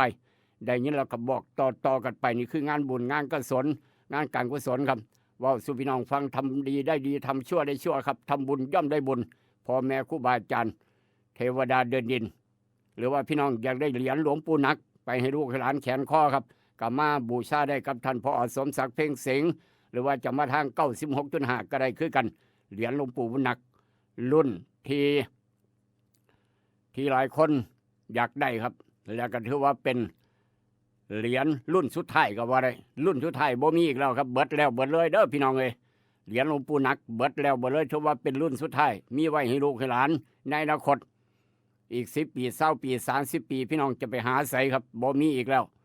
เหรียญหลวงปู่นักรุ่นสุดท้ายรุ่นหลวงปู่ครับรุ่นหลวงปู่บุญนักเอิ้นว่ารุ่นปู่รักษาเทวดาเดินดินครับรุ่นปู่รักษาเทวดาเดินดินอยากได้มาเอาอยู่ทาง96.5ก็ได้อยากบูชาหรือว่ากับท่านพ่อสมศักดิ์เพ่งสิงห์ก็ได้คือกันหรือว่าจะไปบูชาวันที่3 กันยางานบุญก็ได้คือกันเพราะว่าหายากหาบ่มีอีกแล้วถือว่าเป็นรุ่นสุดท้ายรุ่นปู่รักษาเทวดาเดินดินของหลวงปู่บุญนักขันติโกครับไปใส่มาใส่ภูเขาแขนข้อไปห้วยไปด้วยความมั่นใจไปด้วยความศรัทธาไปด้วยความเคารพไปด้วยความสบายใจว่าวันเหนือใต้ออกตกเครื่องบินทั้งอากาศทั้งน้ำยังกะยาละถ้ามีหลวงปู่ไปนำให้ว่าสบายใจรถไม่เชื่ออย่าลบหลู่ครับว่าสู่พี่น้องฟังกันหน่อยเอาละครับขออนุญาตไปทางจังหวัดหนองคายกับบริการนี่ลูกปุ๊กมาตื่นเมื่อวานนี้เนี่ยทางหนองคายกำลังติดตามสถานการณ์น้ำโขงครับทางกรมอุตุหนองคายและก็ทางปอพ่อหนองคายท่านผู้ว่าสั่งการตลอดติดตามน้ำโขงตลอดพร้อมทีมงานทางท่านรองผู้ว่าท่านผู้ว่าครับดูแลพี่น้องแถวริมฝั่งโขงตลอดเตรียมถือว่าเตรียมตลอดบอกกับพริบตาครับเตรียมตลอดแต่ว่าอีกเหตุการณ์หนึ่งทางหนองคายเมื่อวานสายข่าวก็จับเด็กรายงานกันเข้ามาเพิ่นพวกคณะนี้หมอลำคณะนี้หมอลำคณะนี้ถือว่าเป็นคณะบ่หลายครับคณะบ่ใหญ่ตามหลักหมอลำคณะนั่นคณะนี้100-200 คนบริมณฑลดา300 คนครับรถบัส10 คันแล่นน้ำก้นย่ำหมอลำคณะนี้ย่ำไปบ่ยากน้ำหมูบัดกลับมายากน้ำตำรวจยากน้ำเจ้าหน้าที่บ่มีรถกลับมาให้คนมาส่งโอ้หมอลำนี่แปลกหมอลำคณะนี้ครับย่ำไปบ่บอกไผ ขามป่าบุกดงไปขี่เหือน้อยไปขี่เหือหาปลาไปวันย่ำกลับมายากเจ้าหน้าที่มาเองบ่เป็นสันบ่อีพอเจ้าอะกลับมาเองบ่เป็นสันบ่คณะใดครับคณะหมอลำคณะใหญ่200-300 คนแต่ว่าคณะนี้41 คนครับหมอลำคณะนี้41 คนบาขากลับบ่เป็นหาบ้านบ่หาทางกลับบ้านบ่พอให้เจ้าหน้าที่ตำรวจมาส่งเจ้าหน้าที่ต่างประเทศพร้อมมาส่งเจ้าหน้าที่ประเทศไทยก็ไปรับพวกเจ้าบ่ฮู้จักบ้านสิบ่คือบ่กลับมาเองโอ้ยลืมทางเข้าบ้านนะครับเพิ่นว่าลืมทางกลับบ้านคณะใดครับคณะเครือข่ายทำเว็บพนันทำสแกมเมอร์ในนครหลวงเวียงจันทร์ครับนี่ไปเฮ็ดโยหันไปตั้งฐานทัพโยหันเถิกเจ้าหน้าที่ของบ้านของเมืองของต่างประเทศเพิ่นส่งกลับบ้าน41 รายย้อนหาทางกลับประเทศไทยบ่พอโอ้ยสิเป็นคักกันยังวะหัวสายอายไปหอนจะไม่รู้ไม่หลานผู้ใดล่ะครับมื้อนี้บ่ถูกจับมื้ออื่นถูกจับอย่าว่าเจ้าของเก่งเด้อถูกยึดทรัพย์พร้อมอย่าว่าเจ้าของเก่งก็แล้วกันเอาบอกกันไว้เตือนไว้ห้ามบ่เป็นตัวอย่างครับสายข่าวก็จับเด็กรายงานกันเข้ามาหมอลำคณะนี้มีทั้งเบิด41 คนครับส่งกลับมาเมื่อวานเรียบร้อยขนาดน้ำโขงขึ้นสงสัยย่านน้ำโขงบ่กล้าร้อยข้ามบ่หรือจังได๋จากเหตุการณ์มาทางเหตุการณ์นี้เมื่อนี้มีเกี่ยวกับวัด2 สถานการณ์ครับเกี่ยวกับวัดว่าราม2 สถานการณ์พี่น้องบ่อยากเว้าเจ้าลูกขนาดจำเป็นต้องเว้าครับเพื่อเป็นอุทาหรณ์สอนใจให้กับทางกำนันผู้ใหญ่บ้านพร้อมหลายวัดหลายหมู่บ้านไทยบ้านเห็นหลวงพี่หลวงพ่อเจ้าอาวาสช่วงเข้าพรรษาครับไปแจ้งผู้ใหญ่บ้าน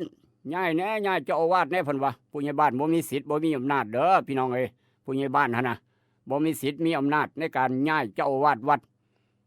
ผู้มีอำนาจวาสนาก็คือเจ้าคณะตำบลครับในฝ่ายปกครองของเจ้าคณะตำบลเพิ่นนี่พี่น้องต้องหูจักหลักสูตรและหลักการอย่าไปเฮ็ดคำขันก็แล้วกันบอกกันไว้เตือนกันไว้บัดสุคนครับนี่คือเหตุการณ์ที่1ทางด้านวัดด้วยความเคารพผู้ข่าบ่อยากเว้าแต่ว่าต้องเว้าทางหลวงพี่หลวงพ่อผู้ปฏิบัติดีปฏิบัติชอบครับ 99.99% ผู้เฮ็ดนะบ่แม่นประมาณ 1% ครับถ้าเปรียบเทียบแต่ว่าอันนี้จักไปจังไดมาจังไดแล้วหลวงคารมเนาะลูกคราเว้าแล้วครับหลวงคารมขบวนการแก๊งคอนเซนเตอร์นี่ล่ะตัวฮอดพระ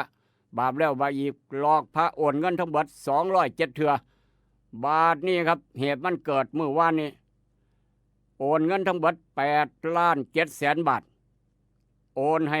ขบวนการแก๊งคอนเซนเตอร์หลวงคารมครับโอนไป207 เทื่อไปยังบัญชีธนาคาร66 บัญชีครับตั้งแต่เดือนมกราคมปี68จนฮอดกรกฎาคม69ตามที่เป็นข่าวไปแล้วเหตุการณ์นี้ผู้ใดสั่งครับสั่งเจ้าอาวาสพ้นตำแหน่งคนสั่งเจ้าอาวาสพ้นตำแหน่งก็คือเจ้าคณะตำบลมีอำนาจในการสั่งเจ้าอาวาสพ้นตำแหน่งเป็นหยังคือมีอำนาจครับเป็นหยังคือเฮ็ดได้เพราะว่าทางเจ้าคณะตำบลบอกว่าเหตุผลมีพฤติกรรมที่สร้างความเสียหายต่อทรัพย์สินของวัดถ้าให้คงอยู่ในตำแหน่งจะเป็นการเสียหายก็เลยเจ้าคณะตำบลเจ้าคำสั่งเจ้าคณะตำบลแม่คำเขต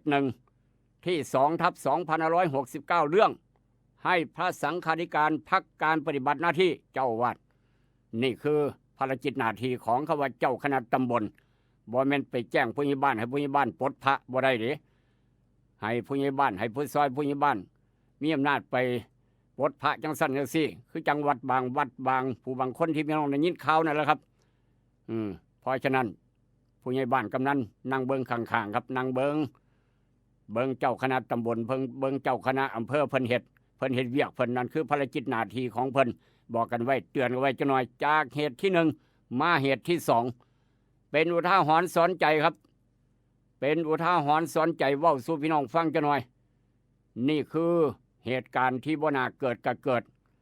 เหตุการณ์ที่บ่น่าเกิดก็เกิดเหตุการณ์บ่เคยพ่อกับพ่อพี่น้องพ่อจังไดครับเว้าสู่พี่น้องฟังด้วยความหักความแพงกับรายการเอิ้นให้ลูกปลุกให้ตื่น บ่อยากเห็นบ่อยากพ่อผู้ฆ่าบ่ได้ยินพร้อมอีกต่างหากโอ้ยโอ้ยโอ้ยเพียงก็มาเป็นจังสีพี่น้องเลยเหตุการณ์นี้ครับเอาท่อปูนซีเมนต์ท่อน้ำไปขวางทั้งวัดขนไปเต็มโบกปูนพร้อมอีกต่างหากขนท่อปิดทางเข้าวัดดังทั้งเมืองขอนแก่นครับติดป้ายอีกต่างหากป้าโทวุ่นเบิดคืนบ่ได้รับบ่ได้นอนครับแต่ยังเข้ามาเป็นจังสั้นบาดนี้เหตุมันเกิดจังซี่ย้อนหยังครับย้อนความมักง่ายของวัดความมักง่ายของไทยบ้านความมักง่ายของผู้ปกครองสาเหตุกับบ่นึกบ่ฝันว่าจะเป็นจังซี่ครับหมายเขาว่าที่ดินมองนี้ที่ดินแปลงนี้ครับแปลงกอนี่ที่ดินแปลงกอนี่คือยกตัวอย่างด้วยครับพี่น้องจะได้เข้าใจที่ดินแปลงกอมีทั้งเบิด20 ไร่ครับ20 ไร่ที่ดินของนายกอนี่ครับมีดินอยู่20 ไร่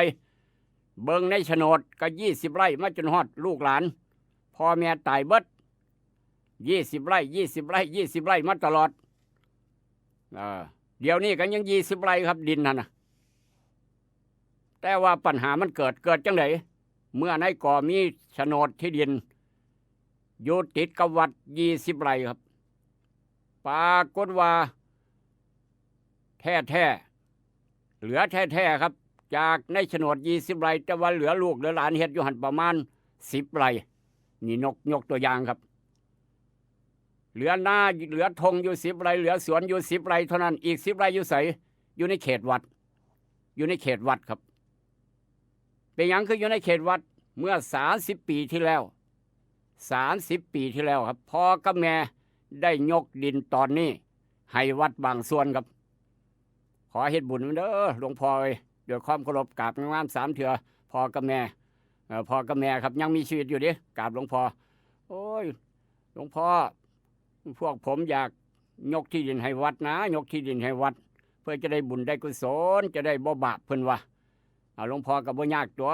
ให้ฮอดไสล่ะไปวัดทะแม่เพิ่นว่าเพราะดินติดวัดเด้ยกให้ครับยกให้เป็น10 ไร่เอาปั๊บขึงเสือกเรียบร้อยตั้งเสาเรียบร้อยครับเป็นหัววัดบาดนี้แต่ว่าโฉนดผู้ลุพ่อกับแม่ตายนี้จากโฉนดยัง20 ไร่คือเก่าครับโฉนดฝ่ายลูกก็ว่าเจ้าของห่วยพ่อกับแม่บ่ได้เว้าสู่ฟังนะพ่อกับแม่บ่ได้เว้าสู่ลูกสู่หลานฟังจักเทื่อครับลูกกับยืนยันวันนี้ที่ผม20 ไร่เห็นบ่ในโฉนด20 ไร่นี่เห็นบ่นี่พวกเจ้าเบิ่งนู่นนี่20 ไร่นี่เดี๋ยวนี้เหลืออยู่10 ไร่อีก10 ไร่อยู่ในวัดว่าซั่นว่าต้องเอาคืนครับลูกกับหลานบัดนี้ต้องเอาคืนเจ้าวาดก็เดือดร้อนนะครับโอ้ยจังสิว่าจังได๋ครับอาตมาจังสิว่าจังได๋ละบาดนี้ว่าซั่นว่านั่นเห็นบ่ครับปัญหามันเกิดปกครองมาสร้างกุฏิสร้างศาลาไส30 ปีผ่านมาครับบ่ได้โอนกันเอิ้นว่าโอนปากให้ว่ายกดินให้วัดคือยกแต่ปากครับบ่ได้โอนบ่ได้ไปหาที่ดินยกแต่ปากว่ายังไงยกให้วัดแล้วเด้แม่ยกให้วัดจังได๋ดินในโฉนดกันยัง20 ไร่คือเก่ามา30 ปีแล้วครับมาลูกมาหลานบ่ป่วยดินมีราคาขึ้นซะแล้วบาดนี้ลูกหลานจะได้ดินเจ้าของคืนครับเหตุมันก็เลยเกิดบอกวัดยกเอามาคืนเด้อดินพวกข่อยเสี่ยวรถไถแมคโครมาปลูกเขาได้บาดมาดำหน้ามาปลูกไม้ยูคาที่บาดเนี่ยบ่ได้ดินวัดเพิ่นว่าเถียงกันไปเถียงกันมาจนคันเอาท่อมาปิดมากันนี่คือปัญหาเขาว่าเว้ายกให้วัดตั้งแต่ปากบ่ได้ไปโอนอยู่กับที่ดินครับต้องห้องท่านนายอำเภอมาห้องท่านผู้ว่ามาโอนกันถูกต้องตามกฎหมายมีหลักฐานโฉนดต้องเหลือ10 ไร่ถ้าโอนให้10 ไร่เดี๋ยวนี้เหลืออยู่20 ไร่เหตุนี้จะเกิดแบบไหนลงแบบไหนต้องติดตามตอนต่อไปลูกเคยลาบตัดสินครับจะเว้าเหตุการณ์สู่พี่น้องฟังเหตุการณ์สู่พี่น้องฟังวัดใดที่โอนตั้งแต่ปากพ่อแม่ลูกหลานบ่ย่านบาปจะไปขอที่ดินคืนบาดเนี่ยโธ่พี่น้องเอ้ยนี่ครับบอกว่ายังมีการเอาป้ายประกาศมัดติดไว้เพื่อบริเวณพื้นที่โดยระบุข้อความในลักษณะว่าพื้นที่ต้องว่าเป็นกรรมสิทธิ์ของคนอื่นและเตือนห้ามบุกรุกหรือว่าเข้ามาทำประโยชน์ โดยบ่ได้รับอนุญาตพร้อมอ้างถึงโฉนดเลขที่61945ผลเด้บ่ไม่ธรรมดาครับเดือดร้อนบ่ระบาดนี่คนอยู่ที่หลังทางเจ้าหน้าที่บอกว่าผู้ที่อ้างว่าเป็นผู้บุกรุกขนย้ายสิ่งปลูกสร้างพร้อมทรัพย์สินทั้งหมดออกจากพื้นที่ภายใน15มื้อนับแต่วันติดตั้งใบประกาศโอ้ยากไปวัดทั้งแพ่งทั้งอาญาครับโดยบอกว่าจะบ่มีการแจ้งเตือนซ้ำอีกให้เมาทอออกจังสั่นสิ10 สิงหา69ป่นขึ้นใบประกาศเรียบร้อยยากบ่ย้อนโอนปากย้อนเว้าจังแต่ปากโอนที่ดินให้วัดมอบที่ดินให้วัดมีแต่ปากบ่ได้ไปโอนอีหลีครับเหตุมันเกิดเพราะฉะนั้นวัดใดหมู่บ้านใดเป็นจังซี่เด้อเฝ้าไปโอนด่วนเฝ้าไปโอนด่วนอย่าโอนตั้งแต่ปากอย่ามีปัญหาภายหลังอายกันครับปวดหัวถามว่าผู้ใดผิดผู้ใดถูกลูกขลาบวัดตัดสินให้ผู้ใหญ่ใช้บ้านโคกระแวงตัดสินกันแล้วกันเอามาเว้าสู่กันฟังถ้ามีที่ติดวัดให้ระมัดระวังพี่น้องบ้านเฮาเจ้าคอยอย่าเว้าตั้งแต่ปากต้องไปโอนแท้ๆเห็นหลักฐานชัดเจนแน่นอนครับเอาขออนุญาตเดินทางต่อเว้าแค่นี้พี่น้องเข้าใจปันยังสำหรับคดีเด็ดทางผู้ว่าจังหวัดนนท์หลังจากมีการฆ่ากันตายบ่ว่าทางโรงเรียนบ่ว่าทางนายกอบจครับผู้ว่านนท์โอ้ยบ้านเฮาเป็นหยังมาเป็นจังซี่ว่าเตรียมเฮ็ดบุญใหญ่ครับเตรียมเฮ็ดบุญใหญ่เบิดจังหวัดนี่คือทางผู้ว่าจังหวัดนนทบุรีครับสำหรับฉลองเลี้ยวแรงสูบบุหรี่บ่ใส่กุญแจมือก็เป็นข่าวเป็นประเด็นว่ากันเข้ามาแต่ละจุดแต่ละหม่องโอ้ยมันหลายอย่างเลยแนวพี่น้องเอ้ยบ่อยากเห็นบ่อยากพ่อครับบ่อยากเห็นบ่อยากพ่อพร้อมอีกต่างหากเป็นข่าวครับหลายคนติดตามข่าวนี้หูจักดีปันยังละจากเหตุการณ์มาทางเหตุการณ์นี้ครับหลานน้อย12 ปีนี่ก็อีกเหตุการณ์หนึ่งโรงเรียนทางจังหวัดนนท์ครับฆ่ากันตายใส่ปืนอันนี้ฆ่ากันตายย้อนหยังครับหยอกกันหลานน้อย12 ปีครับอยู่ข้างห้วยข้างแม่น้ำเจ้าพระยาครับยืนอยู่ข้างฝั่งแม่น้ำเจ้าพระยาหยอกกันถีบกันบะเนี่ยเด็กน้อยตัวเด็กน้อย10 กว่าปีถีบกันผู้หนึ่งถีบกันหยอกกันตามภาษาเด็กน้อยตกแม่น้ำเจ้าพระยาตายคอรอย้อนใส่ขาถีบกันครับหยอกกันเล่นๆนะว่าซั่นว่าตกลงไปตามหัวยังบ่ทันแล้วเนาะถีบก็เสียหลักก็เสียได้ทับลงไปป่านนี้ร้อยน้ำบ่เป็นครับตายจ้อยเห็นบ่นี่คือชีวิตคำว่าหยอกกันอย่าไปหยอกกันอย่าไปเล่นกันค้างถนนหนทางอย่าไปเตะกันหยอกกันถีบกันครับอันตรายคักลูกหลานบ้านเฮาเจ้าข่อยพ่อแม่ต้องบอกต้องกล่าวจังหน่อยยามกินข้าวเช้าน้ำกันบางครอบครัวบ่ได้กินข้าวเช้าน้ำกันจักเทื่อครับเอาเงินให้วางไว้หลังตู้เย็นลูกไปโรงเรียนแล้วจะสิไปหากินพุ่นละกินข้าวโรงเรียนพุ่นละพ่อกับแม่บ่ได้พ่อกับลูกจักเทื่อข้าวแรงข้าวเช้าเป็นจังซั่นก็เลยบ่ได้คุยกันครับหลานน้อยถูกเตะถูกถีบตกแม่น้ำเจ้าพระยาครับย้อนหยอกกันนี่ครับนี่ตายทิ่มเรียบร้อยเสียใจครับจักสิว่าจังเลยจากเหตุการณ์ว่าทางเหตุการณ์นี่ก็คืออุบัติเหตุเพศภัยแม่ค้าขายข้าวแกงฟ้าวไปขายข้าวแกงขอนสีแจ้งครับกำลังจะแจ้งฟ้าวไปขายข้าวแกงตลาดเศร้าปรากฏว่าถนนมืดเดี๋ยวไปเห็นขับรถตู้ไปตำห่วยพี่น้องเอ้ยไปตำสร้างปลาครับกำลังยางงบข้ามถนนรถมุนเอาเหาะบ่ได้ไปขายฮอดข้าวแกงรถกระมุนเพราะรถบาดนี้อ้าวเป็นข่าวนี่คือการขับรถย่ำมือขึ้นขอนสิแจ้งเด้ออันตรายคักย่านไปเหยียบสัตว์ย่านไปเหยียบงูย่านไปเหยียบสร้างอันนี้ไปตำสร้างรถเจ้าของมุนเอาเหาะจังสี่ก็มีคือกันเพราะฉะนั้นอย่าจวดหลายเห็นว่ากระไดบอกกันเตือนกันสู้ขู่สักคนด้วยความเป็นห่วงครับจากเหตุการณ์มาทางเหตุการณ์นี้พาพี่น้องไปทางจังหวัดชลบุรีครับโอ้ชลบุรีก็เฮ็ดบั้งไฟเนาะบัดนี้เนาะสร้างบั้งไฟบนคนอีสานบ่ไปเฮ็ดบั้งไฟอยู่หั่นไปจังหวัดชลบุรีไปเฮ็ดบั้งไฟไปเฮ็ดตะไลครับอยู่ในบ้านตำมือตำเกียร์ครับมือบั้งไฟเอิ้นว่ามือภาษาบ้านเฮาเจ้าข่อยเอิ้นว่ามือเฮ็ดมือเรียบร้อยครับกำลังจะยัดบั้งไฟกำลังจะอัดบั้งไฟเพื่อเป็นสร้างบั้งไฟเพื่อเจ้าไปขายในขณะยางออกยางเข้าบ่าย3มื้อวานครับจักไปพลาดเท่าใดจังแม่นขี่กอกยาตกใส่บ่หรือจังไดบ่จักไม้มือให้ว่าถาดใหญ่ครับมืออัดบั้งไฟหมื่นก็ลองเบิ่งซั่นแหมมืออัดบั้งไฟหมื่นหลายบั้ง10บั้งจังซี่ก็เป็นแสนแล้วครับหลายแสนพร้อมบานี่ขี่กอกยาแม่งไปมาจับสูบยาไปพร้อมเฮ็ดมือไปนำครับ หรือไฟหัวไฟสอดกับบ่ฮู้จักครับว่าซั่นว่าย่างออกจากบ้านมาบ่ฮอด3 นาทีย่างมาหาเอากะละมังครับ เพื่อจะไปตักมือควันโกบอยู่ในห้องไปเบิ่งหยังมือพี่น้องครับว่ามือวาบว่าเดียววืบวาบวืบวาบบึ้มบ้ามบึ้มว่าไหม้บ้านเบิดออดหลอดประกายไฟครับบ้านหลังนั้นเรียบร้อยมองไม่ห่างจากโรงเรียนอีก50 เมตรเกือบเป็นเขาใหญ่อีกบ้านหลังนี้ห่างจากโรงเรียนครับ50 เมตรไฟไหม้บ้านเบิดหลังแลนแปลวของสาหัส2 รายหามส่งโรงพยาบาลเจ้าของบ้านนั่นละเฮ็ดมือบังไฟเห็นบ่บาปบ่แพ้บุญเพราะฉะนั้นอย่าไปเล่นกับมือกับเกียเพิ่นว่าผู้เฒ่าเพิ่นว่าหลวงพ่อเพิ่นบอกเอาระมัดระวังครับบ้านเฮาเจ้าข่อยผู้ใดเอากระโพกเอาตะไลบังไฟมาเตรียมมาเฮ็ดสามเหลี่ยมมาเฮ็ดลูกสามเหลี่ยมเอามาจากบริษัทเพื่อมาเฮ็ดอยู่บ้านเจ้าของมาหยัดสนวนมาเฮ็ดเพื่อจะส่งขึ้นบริษัทไปขายเอามาเฮ็ดอยู่บ้านเอิ้นว่าใช้เวลาว่างให้เกิดประโยชน์เพื่อหาเงินเข้าบ้านเฮ็ดอยู่เฮือนอยู่บ้านบ่บอกไผคุ้มเดียวกันให้ระมัดระวังนี่เด้ออย่ามองข้ามความปลอดภัยครับเฮ็ดสามเหลี่ยมเฮ็ดกระโพกเฮ็ดประทัดเพื่อจะส่งขึ้นบริษัทว่ารับจ็อบนะให้ระวังอย่ามองข้ามโดยเด็ดขาด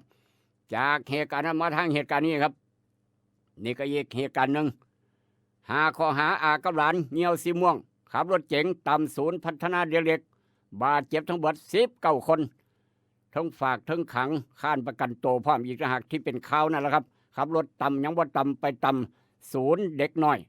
กำลังเรียนหนังสืออยู่โอ้ยอันนั้นก็ได้ก็ยากอีกแบบหนึ่งจากเหตุการณ์นั้นมาทางเหตุการณ์นี้ครับนี่มาแล้วมาแล้วครับนี่คือเทศบาล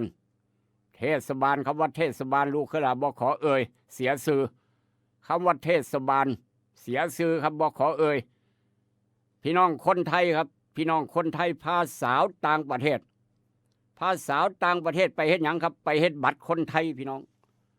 พาสาว2 คนต่างประเทศเพื่อจะไปสวมบัตรเป็นคนไทย100%สะดวกสบายในการไปมาหาสู่สะดวกสบายในการเฮ็ดเวียกเฮ็ดการเฮ็ดงานในประเทศไทยครับไปเทศบาลจะไปไทยบัตรจะไปลงทะเบียนบ้านว้ายเจ้าเทศบาลก็ไหวพริบดีซะแล้วนี่ถือว่าไหวพริบดีครับไม่ร่วมด้วยไม่ร่วมมือสังเกตเห็นแบบแปลกๆครับแบบแปลกๆเจ้าที่ไหวพริบดีให้สังเกตไปสังเกตมากก็เลยโทรศัพท์ไปบอกตำรวจเพราะว่าแปลกแล้วบ่แมนละจังได้กับบ่แมนตำรวจมาจับตัวได้2 คนนำกันครับ2 คนเป็นคนต่างประเทศเป็นผู้หญิงต่างประเทศเพื่อจะมาสวมบัตรไทยบัตรประจำตัวไทยผู้ใดก็อยากได้2 คนไทยถือจับคนพม่าครับ2 คนไทยที่พม่าถือจับพร้อมเป็นยังก็ถือจับบ่จับจังไดล่ะพม่าเนาะโอ้ยมาจับพวกผมเห็นหยังมาจับพวกหนูเห็นหยังว่าซั่นว่าพวกหนูแค่พม่าซื่อๆเด้อว่าซั่นนั่นล่ะครับพม่านั่นล่ะมีความผิดอีแม่พาไปนั่นล่ะมีความผิดอย่าไปเฮ็ดพวกหนูบ่มีเจตนาหยังนะพวกหนูพม่านะเพิ่นอยากมาที่ว่าการว่าซั่นว่าอย่ามาตัวเจ้าหน้าที่เพิ่นฮู้อาจจะได้ข้าวหัวก็ได้เจ้าพม่านั่นอย่าไปทำโดยเด็ดขาดพาคนต่างประเทศไปเฮ็ดบัตรครับผมบ่ฮู้จักผมพามาซื่ออย่าไปว่าผู้ใดก็บ่เชื่อครับนั่นล่ะเขาเรียกว่าผู้นำพาในการกระทำความผิดผู้ร่วมกระทำความผิดตัวหันโทษหนักนะจะบอกให้อย่าหาว่าไปบอกเหตุการณ์นี้เกิดทางจังหวัดสระบุรีเมื่อวานนี่ครับเป็นข่าวห้ามบ่เป็นตัวอย่างทางบ้านเฮาให้ระมัดระวังจักหน่อยจากเหตุการณ์ว่าทางเหตุการณ์บ้านเดียวกันคุ้มเดียวกันพอตู้เมตตาบ่ออกมาใส่บาตร2 มื้อเบิ่งกันนี่เด้อพี่น้องเอ้ยคุ้มเดียวกันหมู่บ้านเดียวกันก็บ่เห็นพอตู้แม่ตู้ก็บ่เห็นป้าเห็นลุงมาใส่บาตร2 มื้อแล้วบ้านก็ปิดบ่เห็นออกจากบ้านเที่ยวไปเบิ่งหยังกลายเป็นศพแล้วครับกลายเป็นศพแล้วย้อนหัวใจวายบ่หรือว่าถูกสิงสารสัตว์กัดก็บ่ฮู้จักอยู่น้ำป่าน้ำดงอยู่น้ำเถียงนาหมดนั่นแม่นเบิดให้ระวังครับอย่าชราใจอย่าประมาทก็แล้วกันและเหตุการณ์อันมาทางเหตุการณ์มีแต่ข่าวเด็ดๆทั้งนั้นระทึกขวัญครับโรงพยาบาลวายหมอกระแลนพยาบาลกระแลนครับแจ้งตำรวจเป็นยังคือแจ้งเป็นยังคือแลนครับสิว่าเป็นแต่จากหัวกับแมนสิว่าย่านกับแมนบ่แลนจะได้เห็นปืนเนาะ เห็นปืนครับ หลวงพ่อครับทารับยาหลังจากตรวจแล้วตรวจอยู่โรงพยาบาลทารับยาจากคุณหมอเลี้ยงคิวอยู่ครับปรากฏว่าหลวงพี่ดึงปืนออกมาครับดึงปืนออกมาพี่น้องปืนโผล่ออกมาจากผ้าเหลืองจากถุงยามง่ายนึกว่าหลวงพ่อสิมายิงปานข้าวครับปานนักเรียนมันเห็นหลวงพ่อดึงปืนมาพยาบาลคุณหมอก็แลนหลบหมอเป็นตามๆกันครับเอาพวกเจ้าหมอไม่ยังอาตมาบริมีปืนนะว่าสันว่าปืนจะไหนหลวงพ่อเอาปืนออกมาให้มูเบิ้งแสดงว่าครูหมอบ่ได้ทราบบ่แม่นว่าสันว่าไปเบิ้งยังครับตำรวจเฝ้ามาตรวจสอบโอ้ยเป็นเคสโทรศัพท์มือถือเป็นปืนปลอมครับรูปปืนแต่ว่าเป็นเคสโทรศัพท์มือถือโล่งอกโอ้ยหลวงพ่อกับบ่เมื่อยเกือบตายเนาะเกือบหัวใจวายเพิ่นว่านี่แหละครับเคสโทรศัพท์ผู้เหตุมาขายเป็นรูปปืนสั่นเอาโทรศัพท์ไว้หลวงพ่อดึงโทรศัพท์มาก็ไว้รูปปืนครับเป็นเคสจังซี่ก็มีคือกันอย่าไปเอามาใส่เด้อย่านนักเรียนแลนหนีย่านครูแลนหนีย่านพยาบาลคุณหมอแลนหนีหลวงพ่อไปรับยาดึงโทรศัพท์สิมาโทรแล้วว่าเป็นปืนพี่น้องแนวใส่โทรศัพท์เป็นปืนครับเป็นรูปปืนเอิ้นว่าเคสมือถือเป็นปืนปลอมเป็นข่าวจังซี่ก็มีคือกันเอาก็ส่วนฟังโดยความหักความแพงกับบริการให้ลูกปุ้งเตือนเป็นอุทาหรณ์สอนใจบอกกันไว้เตือนกันไว้บัดสุคนครับจากเหตุการณ์นำมาทางเหตุการณ์นี้กรมควบคุมโรคเตือนสูบบุหรี่บนโรงพักผิดกฎหมายมีโทษทั้งคนสูบแล้วก็คนดูแลสถานที่พร้อมเห็นบ่กรมควบคุมโรคเพิ่นเตือนราคาทองว่าจะไหนหมู่ว่านนะครับลงไป50 บาท 68,650 บาททองอยู่ร้านทองอยู่ในข้อผู้ใหญ่บ้าน1 บาทขายได้ประมาณ 66,294 บาทมื้อนี้จะเพิ่มจะลดต้องติดตามราคาหมากปาล์มพออาเชษถือใจไปยัง7 บาท 90 ตังค์ถึง8 บาท 95 ตังค์ครับเกือบ9 บาทแล้วราคายางพาราบวกอยู่ครับจะบ่ฮอด 1% บวกอยู่ครับจะบ่ฮอด 1% ภาวนาให้หลายกว่านี้ก็แล้วกันพยากรณ์อากาศภาคอีสาน70%ของพื้นที่ฝนตกมีฝนตกหนักบางหม่องหนองคายบึงกาฬอุดรสกลนครนครพนมยะโสมุกดาหารอำนาจเจริญโคราชศรีสะเกษเมืองอุบลสูงสุดวันนี้อุณหภูมิ34 องศาเดินทางไปไสมาไสขับรถขับราระมัดระวังครับระมัดระวังคอยไปขอมากะฮอดคือกันย้อนถนนลื่นฝนตกฝนเปียกมีห่มมีเสื้อกันฝนไปน้ำครับให้ระมัดระวังพี่น้องอย่าชะล่าใจอย่าประมาทในการขับรถบอกกันเพราะว่าหน้าฝนบอกว่าพี่น้องทั้งฝั่งไทยพี่น้องทั้งเวียงจันทร์ครับของดีไม่น้อยสมุนไพรใกล้ตัวสมุนไพรใกล้บ้านเป็นโรคเบาหวานผู้ใดเป็นโรคเบาหวานสมุนไพรใกล้ตัวหากินง่ายที่สุดหาง่ายพร้อมนั่นคือใบพักอีเลิศใบชะพูครับกินเป็นประจำจะซอยรักษาโรคเบาหวานเศร้ามื้อนี้ร่ำรวยโศกหมานอย่าเจ็บอย่าจนมื้ออื่นพ่อกันใหม่กับรายการลูกปุ๊กให้เตือนขอบคุณทาง 96.5 เสียงจากบ้านหม้อแดนสยามครับขอบคุณไปทางสุวรรณี1991สเตชันกำลังออกอากาศพร้อมกัน2 สถานีครับ91 เมกะเฮิรตซ์ไปแล้วครับผมร่ำรวยโศกหมานอย่าเจ็บอย่าจนอย่าท้ออย่าถอยให้กำลังใจซึ่งกันและกันอย่าเอาปืนปลอมออกมาให้หมู่เห็นกันแล้วกันคือจังหลวงพี่เทศโทรศัพท์มือถือเศร้ามื้อนี้สวัสดีครับทั้งหญิงชายมาฟังลำสิหำเพิงเด้อตอนนี้เป็นคาติเตือนใจให้ศรัทธาให้พี่น้องต่อเด้อพ่อแม่เฒ่าแก่แล้วสิค้างบ่ำที่จำนี่ละนอเพิ่งว่าเกิดเป็นคนเอาควรสั่งสังฆทานอย่าเว้นปล่อยจังงั้นตักบาตรนี่ปล่อยแทนขอบไม่ยืนทรงนี่ละนอเพิ่งว่าจงใจสั่งศรัทธามีน้อมเสื้อพระของท่านอเนกตนบุญคำเมื่อสิมาศรัทธา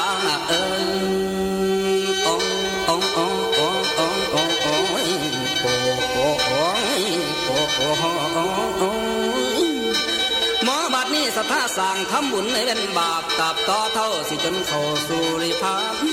เพิ่นว่าท้าลังตั้งสิจาคังบริจาคหาเป็นผลประเสริฐแท้คุ้มพระเจ้าเพิ่นสั่งสอนฮีด12ของมึงสร้างทางดีอย่าป่าปล่อยทำเท่าเล็กทำเท่าน้อยสิบุญได้สิยอมนำบุญนี่ลาพระประเสริฐเลิศล้ำทำตาดึงกันกุศลนี่แล้ว